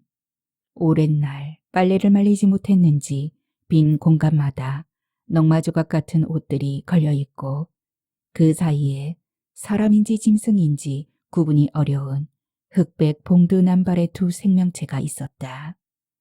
누렇게 변색된 러닝과 파자마 차림으로 적선을 베푼 자에게 어설픈 웃음으로 보답하고 있는. 카메라는 살들이 쌀 20kg 포대와 라면 박스 그리고 고단한 두 육신과 홍석표를 비추며 한편의 극적인 드라마를 연출하고 있었다. 친절하게 자막까지 띄운 영상을 소개하는 목소리 주인공은 고향 사람은 아닌 듯 세련된 서울 표준어를 구사하고 있었다. 오늘은 홍석표 전 국가기획실장이며 당 군수 후보께서 한 동네에서 나고 자란 중마고 이종현님을 찾아왔습니다. 불편한 몸에도 불구하고 지극한 효성으로 노모를 모시고 살아가는 친구를 위해 쌀과 라면을 전달하며 우연히 길 가다 보지 말아야 할 무엇을 본 대가로 푹 파인 지옥 구덩이 속으로 빠지고 말았다. 엄마와 동생의 웃음이 도저히 참아낼 수 없는 분노를 동반한 채 뇌수로 파고들었다. 현숙은 당장 밴드 운영자에게 전화를 걸어 영상을 내리도록 요구했다. 열흘 전에 업로드된 것이어서 이미 볼 사람은 다 봤다는 얘기였다. 언니 오빠들 누구도 그 일을 모르고 있었다는 사실에 더 기가 찼다. 친구나 지인 누구도 말을 해주지 않았다던 게 분명했다. 그녀도 전혀 뜻밖의 친구가 알려주었으니. 며칠 동안 화끈하게 방을 달구었을 걸 생각하니 미친 듯한 발작이 일었다. 군수가 된 후 석표는 단 한 번도 동생을 찾지 않았다.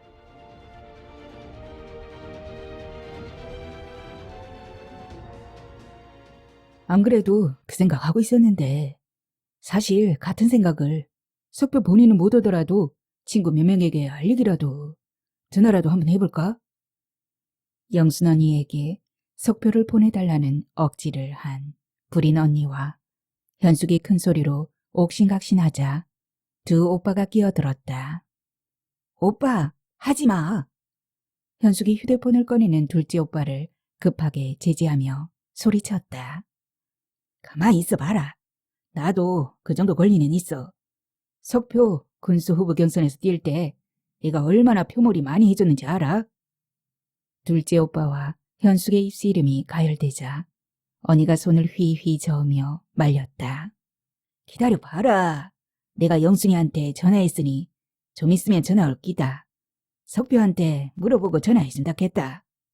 사실 언니와 오빠들은 석표네와의 악연에 대해 기껏 뽕나무 밭 돌려받는 과정에서 있었던 법적인 분쟁 정도만 알고 있었다. 소송에서 이긴 뒤 어느 날 가족 모임에서 누군가 농담처럼 엄마의 억지가 승리를 가져왔다고 했다. 엄마의 집념과 끈기를 지켜 세우는 우회적 표현과 처음부터 산밭을 일궈 뽕나무를 심었던 석변의 입장을 무시할 수 없다는 논리가 뒤섞인 발언이기도 했다. 하지만 몹시 기분이 언짢았다. 아버지의 사망으로 180도 다른 환경에서 악정고투하는 자식과 형제들에게 더한 충격을 안기지 않으려는 엄마와 현숙의 철통 보안이 가져온 폐해였기에 현숙도 더는 입을 열지 않았다. 친정가족 모임이 있을 때마다 입이 근실거렸지만 엄마의 입장과 화기애애한 분위기를 망치고 싶지 않아 고개를 쳐들고 올라오는 독초를 내리누르곤 했다.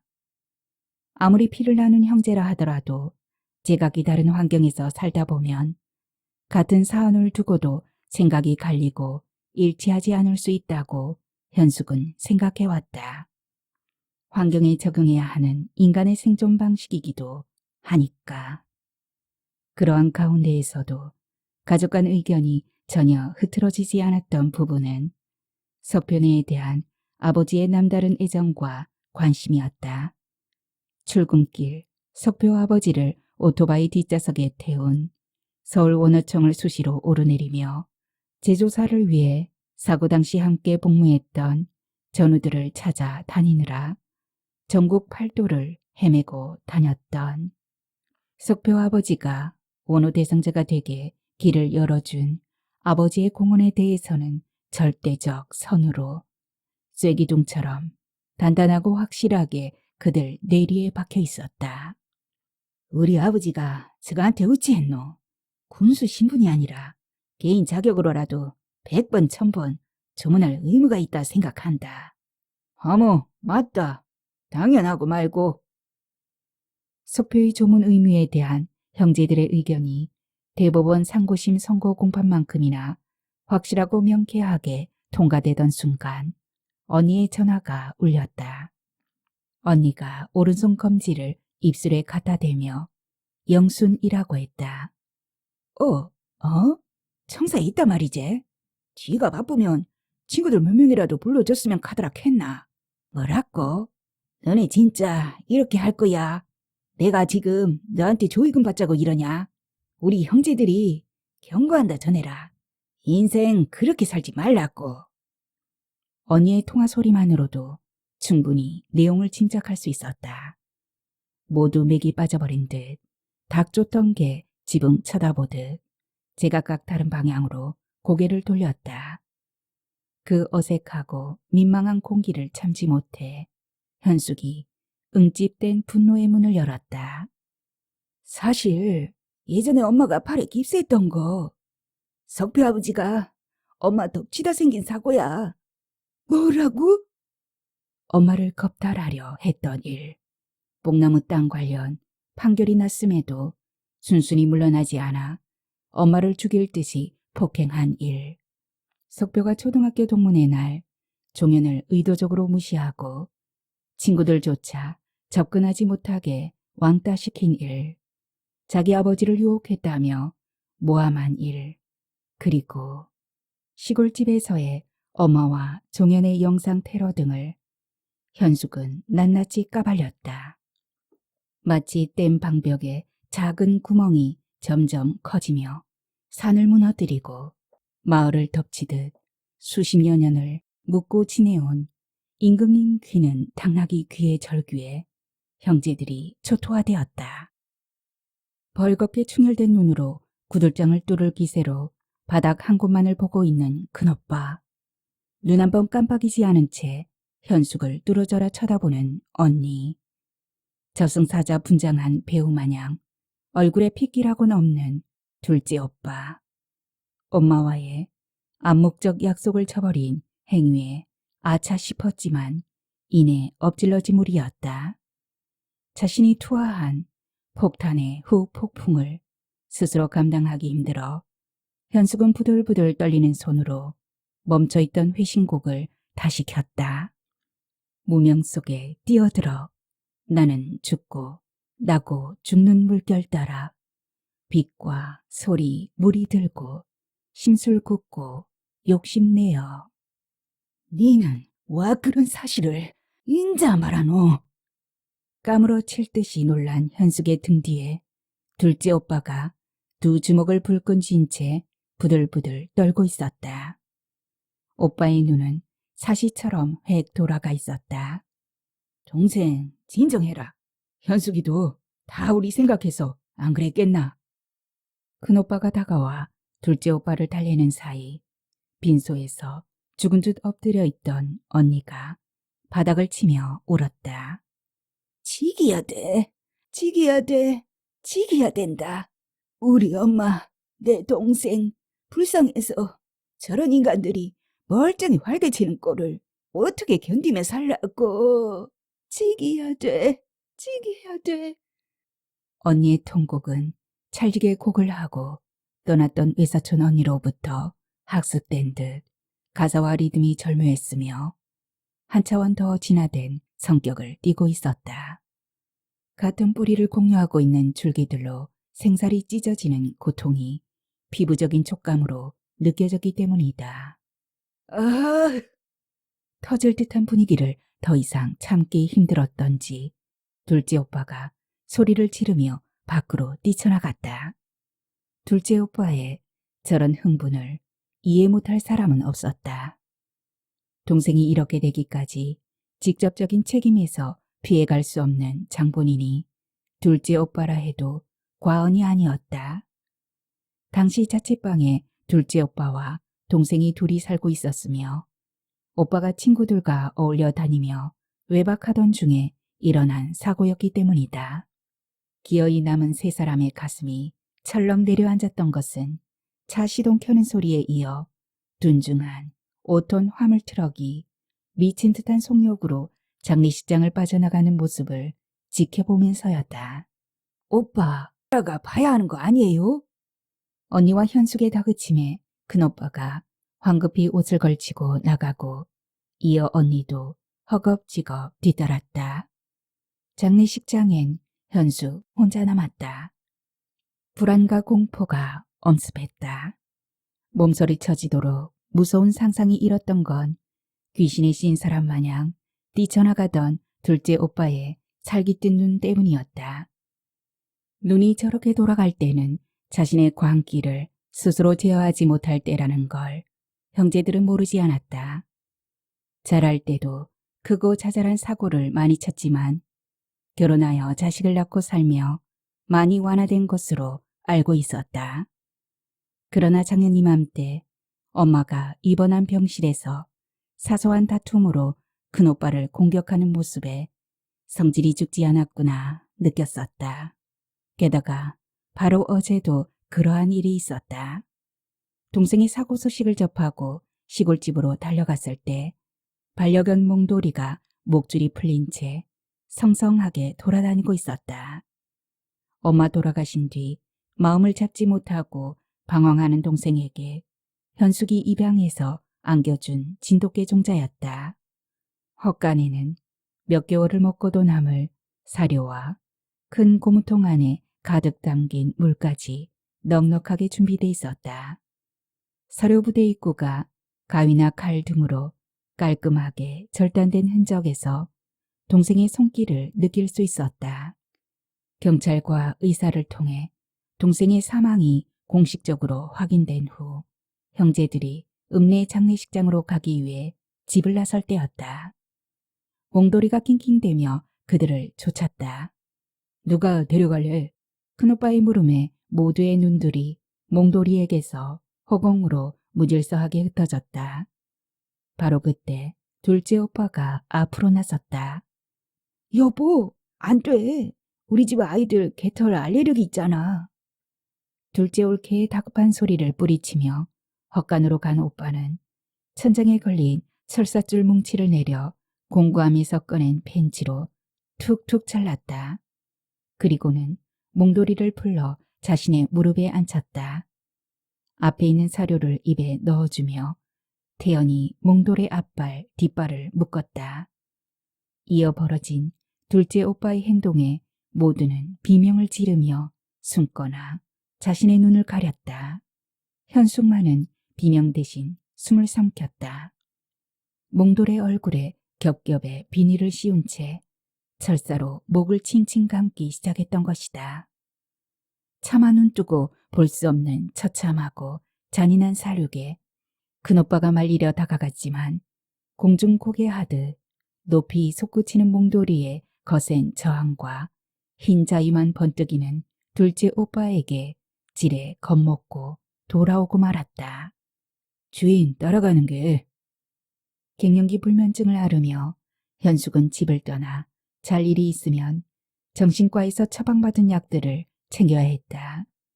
불안과 우울을 진정시키는 신경 안정제와 곧바로 수면에 이르게 하는 수면제 졸피뎀이었다.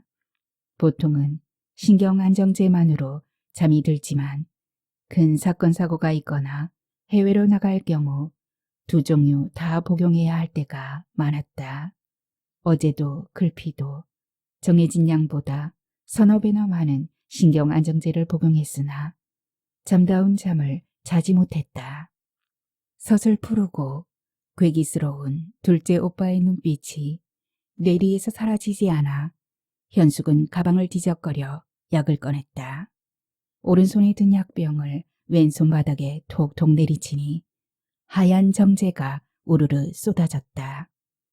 한 번에 입안으로 털어넣은 뒤 물과 함께 목구멍으로 삼켰다. 이어 회신곡을 켠 뒤 빈소 바닥에 누웠다. 한반도에 핵전쟁이 일어났다며 사람들이 피난을 간다. 우왕좌왕하던 현숙도 간신히 행렬에 끼었다. 물결 같은 사람의 행렬이 어느 산으로 향하는 가운데 이리저리 떠밀리며 그녀도 얼추 산 앞에 이르렀다. 놀랄 일은 산이 바로 그녀 진정 선산이었다. 그 속에 동굴이 있다는 사실을 아는 이는 가족과 가까운 동네 사람들 뿐이었다. 우리 소유라고 외치고 싶었으나 한 인간의 말 따위가 먹혀들 분위기가 아니어서 곧바로 체념했다. 우선 살고 봐야겠기에 죽기 살기로 산속의 동굴까지 뛰었다. 겨우 입구에 도착하여 몸을 막 안으로 구겨 넣으려는 순간 번쩍하는 플래시가 터졌다. 눈이 부시게 밝은 빛이 점점 현숙을 향해 다가오며 플래시 정중앙의 까만 점이 그녀를 포획했다. 일어나 보세요. 꿈이 아니라는 사실을 인지하고 몸을 일으키려 했으나 좀처럼 움직여지지 않았다. 아비 규환에 아수라장이던 동굴 속과 환하게 불이 켜진 방 안의 시공간의 대비가 꿈인 듯 생시인 듯 혼란스럽고 그 사이를 경찰들과 큰오빠와 언니가 어른거렸다. 수면제에 의해 몸체를 빠져나간 영혼이 지구궤도 밖으로 튕겨져 나간 좀체 육신의 결합이 이루어지지 않는 유체 이탈 현상에 놓여 있었다. 지구를 관찰하고 관장하며 조종하는 트러스 구조물에 우주 정거장이 거듭 도킹을 시도하지만 도무지 요철이 맞지 않는. 야가 며칠 동안 잠을 못 자. 수면제를 많이 복용한들 좀 더 자게 놔둬야. 침략자들이 몰려가고 그녀는 다시 동굴 속으로 들어가 죽음 같은 잠을 잤다. 부산한 소리에 깨어났다. 핵전쟁으로 우왕좌왕하던 인간의 무리는 온데간데 없고 익숙한 얼굴들이 눈에 띄었다. 남편을 비롯 피부치의 배우자와 조카들로 잔뜩 채워져 있었다. 화장실에서 나오니 2명의 경찰관이 그녀를 기다리고 있었다. 그들의 차를 타고 내린 곳은 읍내 경찰서였다. 철창살로 된 유리창 안에 큰오빠와 언니가 새우처럼 구부린 채 자고 있었다. 이현숙 씨, 먼저 휴대폰 제출해 주시고요. 여기 앉아보세요. 그리고 신분증 이리 주세요. 현숙은 가방에서 휴대폰을 꺼내 옆에 서 있는 경찰에게, 신분증은 앞에서 컴퓨터를 두드리는 경찰에게 내주었다. 어떤 관계세요? 둘째 오빠입니다. 어제 형제들과 무슨 모의를 했어요? 모의라뇨. 설마 적국 스파이와 내통했는지를 묻는 건 아니죠? 지금 장난하는 겁니까? 설마 저희가 동생을 죽였을 거라고 의심하나요? 차라리 누가 죽였으면 덜 슬플 것 같네요. 그렇게 시침이 떼도 조사하면 다 나옵니다. 이미 경찰과 의사가 사인을 확인하고 장례 절차를 밟은걸요. 이봐요, 이현숙 씨. 지금 우리가 말장난이나 하자고 이렇게 부른 줄 아세요? 저 역시 말장난할 기운도 의욕도 없습니다. 어제 형제들과 홍수표를 죽이자고 모의했어요, 안 했어요? 네? 그 사람이 죽이라도 했나요? 예, 아니오로 답해주세요. 그러한 마음까지 부정하지 않겠지만 사람이 죽고 사는 문제는 오로지 신의 영역인지라 모의했다고 기록해도 되죠? 나라님 없을 때 나라님 욕하는 것까지 법의 잣대로 심판하는 세상은 아닐 테니 알아서 하세요. 경찰과 언성을 높여가며 싸우고 있는 동안 젊은 삐걱거리는 소리가 나더니 유치장 안에서 자고 있던 큰오빠와 언니가 눈두덩이 부은 푸석한 얼굴로 현숙의 옆으로 다가왔다. 좀 잤나? 둘째 오빠는? 언니와 현숙이 서로 엇박자 질문을 주고받는 사이 경찰이 현숙에게 고함을 질렀다. 이현숙 씨, 저희 질문에 답하시고요. 두 분은 저쪽으로 가세요. 무슨 질문이었죠? 지금 뭐 하자는 겁니까? 경사님, 동생이 어젯밤에 수면제를 과다 복용했는지 저희가 아무리 깨워도 제정신이 아니었어요. 저쪽으로 가던 언니가 되돌아와 현숙을 대신해 답해주자 현숙이 둘째 오빠에 대해 재차 물었다. 가만히 있으라며 언니가 현숙의 귀에 대고 소곤거렸다. 경찰관들의 교대가 이루어지는 시간, 형제들을 어느 조사실로 몰아놓고 아침 식사를 넣어주었다. 깍두기 하나 있는 갈비탕이었다. 세 사람이 있는 자리에서 언니가 충격적인 소식을 털어놓았다. 둘째 오빠가 차를 몰고 가다 교통사고를 냈는데 사람이 죽었다는 것이다.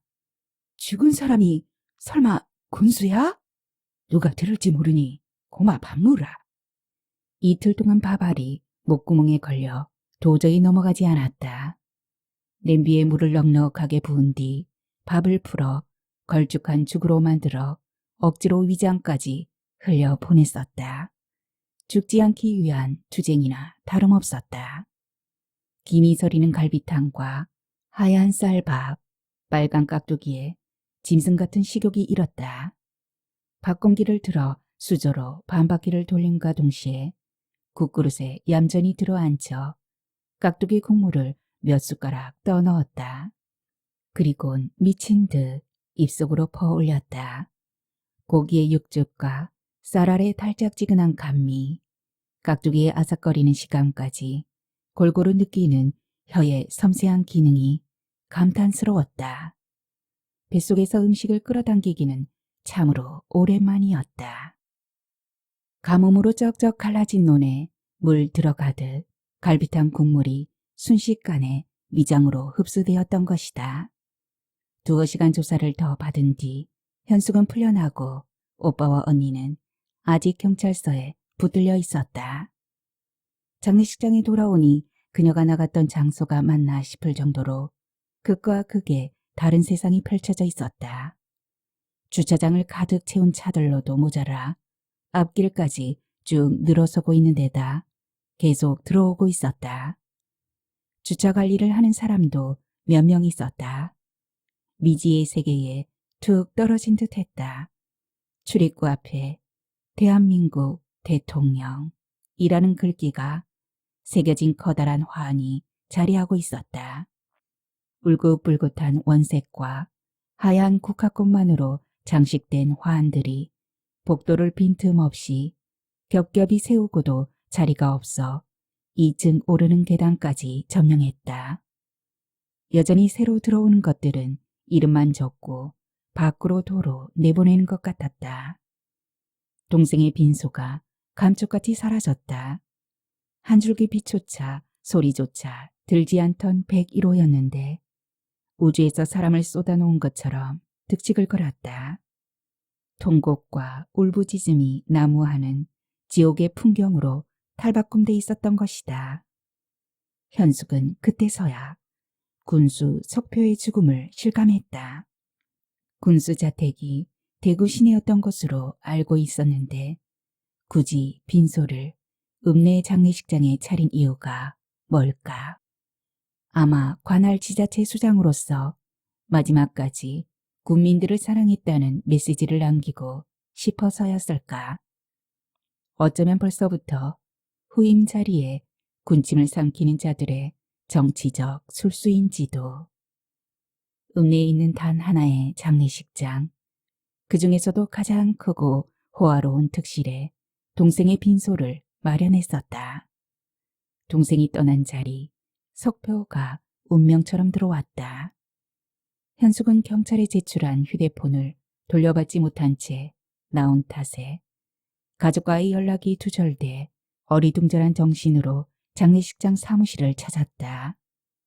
고 이종현의 빈소는 오늘이 발인이어서 정리했으며 경찰에서 장례식을 보이콧했기에 시신은 냉동고에 있다고 했다. 현숙은 사무실 전화를 빌려 가족들 위치를 확인하고는 천천히 장례식장을 빠져나왔다. 남편과 형부, 올케, 비속들이 모여있는 커피숍에서 구체적인 사건의 전모를 들을 수 있었다. 둘째 오빠가 군수 관용차를 타고 퇴근하던 석표차를 추격하며 신호등에 대기하던 그 차를 들이받았단다. 군수 차 앞에 또 다른 차가 있었지만 차량 뒤 범퍼만 파손되고 큰 부상은 없었다고. 그날 오후 큰오빠와 언니도 풀려났다. 모두는 대구 큰오빠 집에 모여 동생의 시신을 화장해도 좋다는 경찰의 연락을 기다리며 둘째 오빠에 대한 대책을 이어나갔다. 연애하고 돌아온 둘째 오빠네 가족들에 의하면 퇴근하는 석표에게 잠시 이야기 좀 하자고 했으나 차를 타고 쌩 가버리기에 그를 쫓다가 우발적으로 발생한 사고라 했다.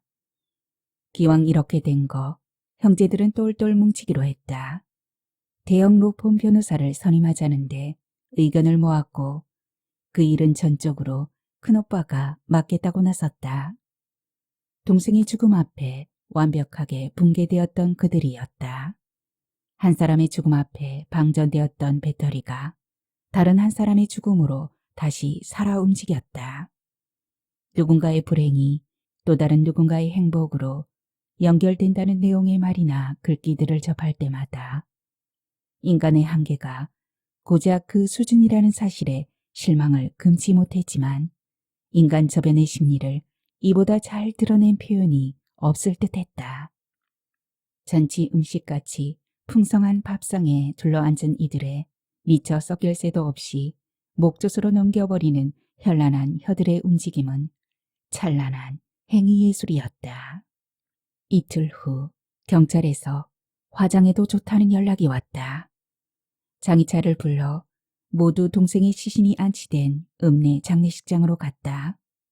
냉동고에서 꺼낸 동생은 처음 시골집에서 발견했을 때의 험악했던 모습과는 다르게 오히려 편안해 보였다.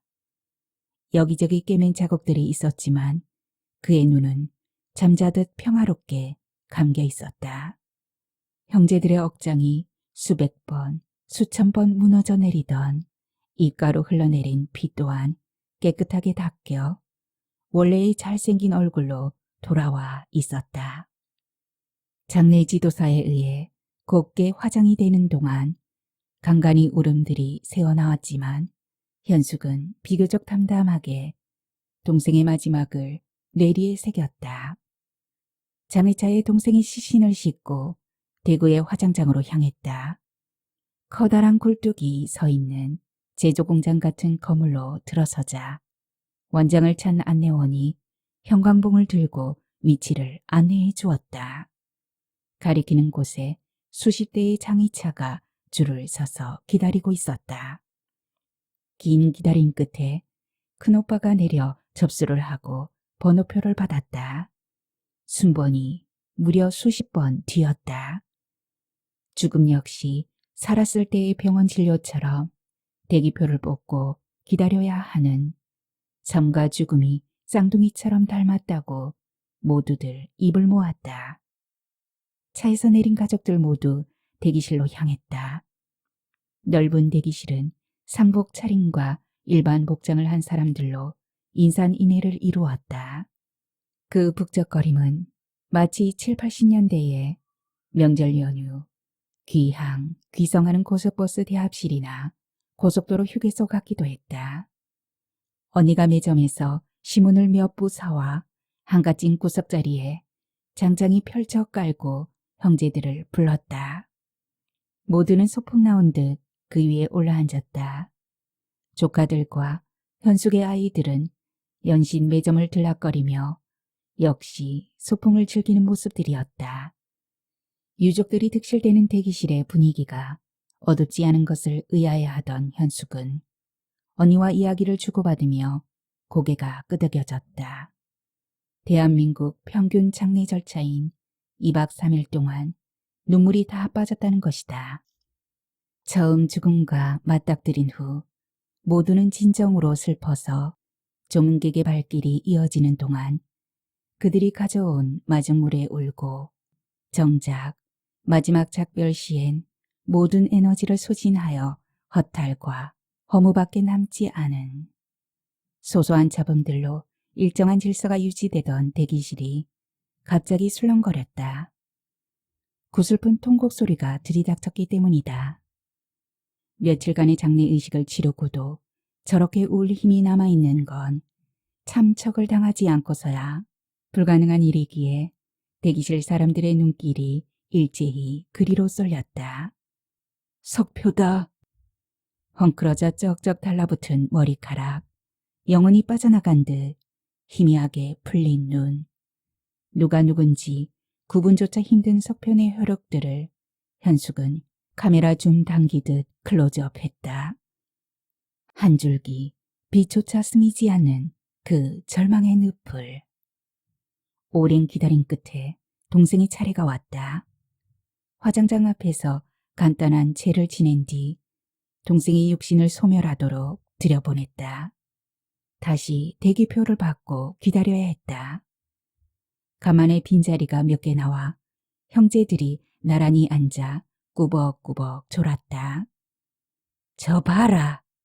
언니가 졸고 있는 가족들을 툭툭 치며 가리키는 전광판엔 홍석표란 이름이 선명하게 올라와 있었다.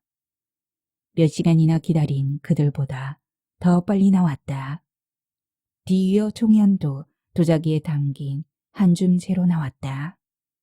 두 유골함의 부피와 무게는 같아 보였다. 신이 처음부터 두 사람을 세상에 함께 내놓았다, 함께 데려갔는지 모를 일이다. 가족들은 이 모든 일 또한 신의 선택이라 믿었다.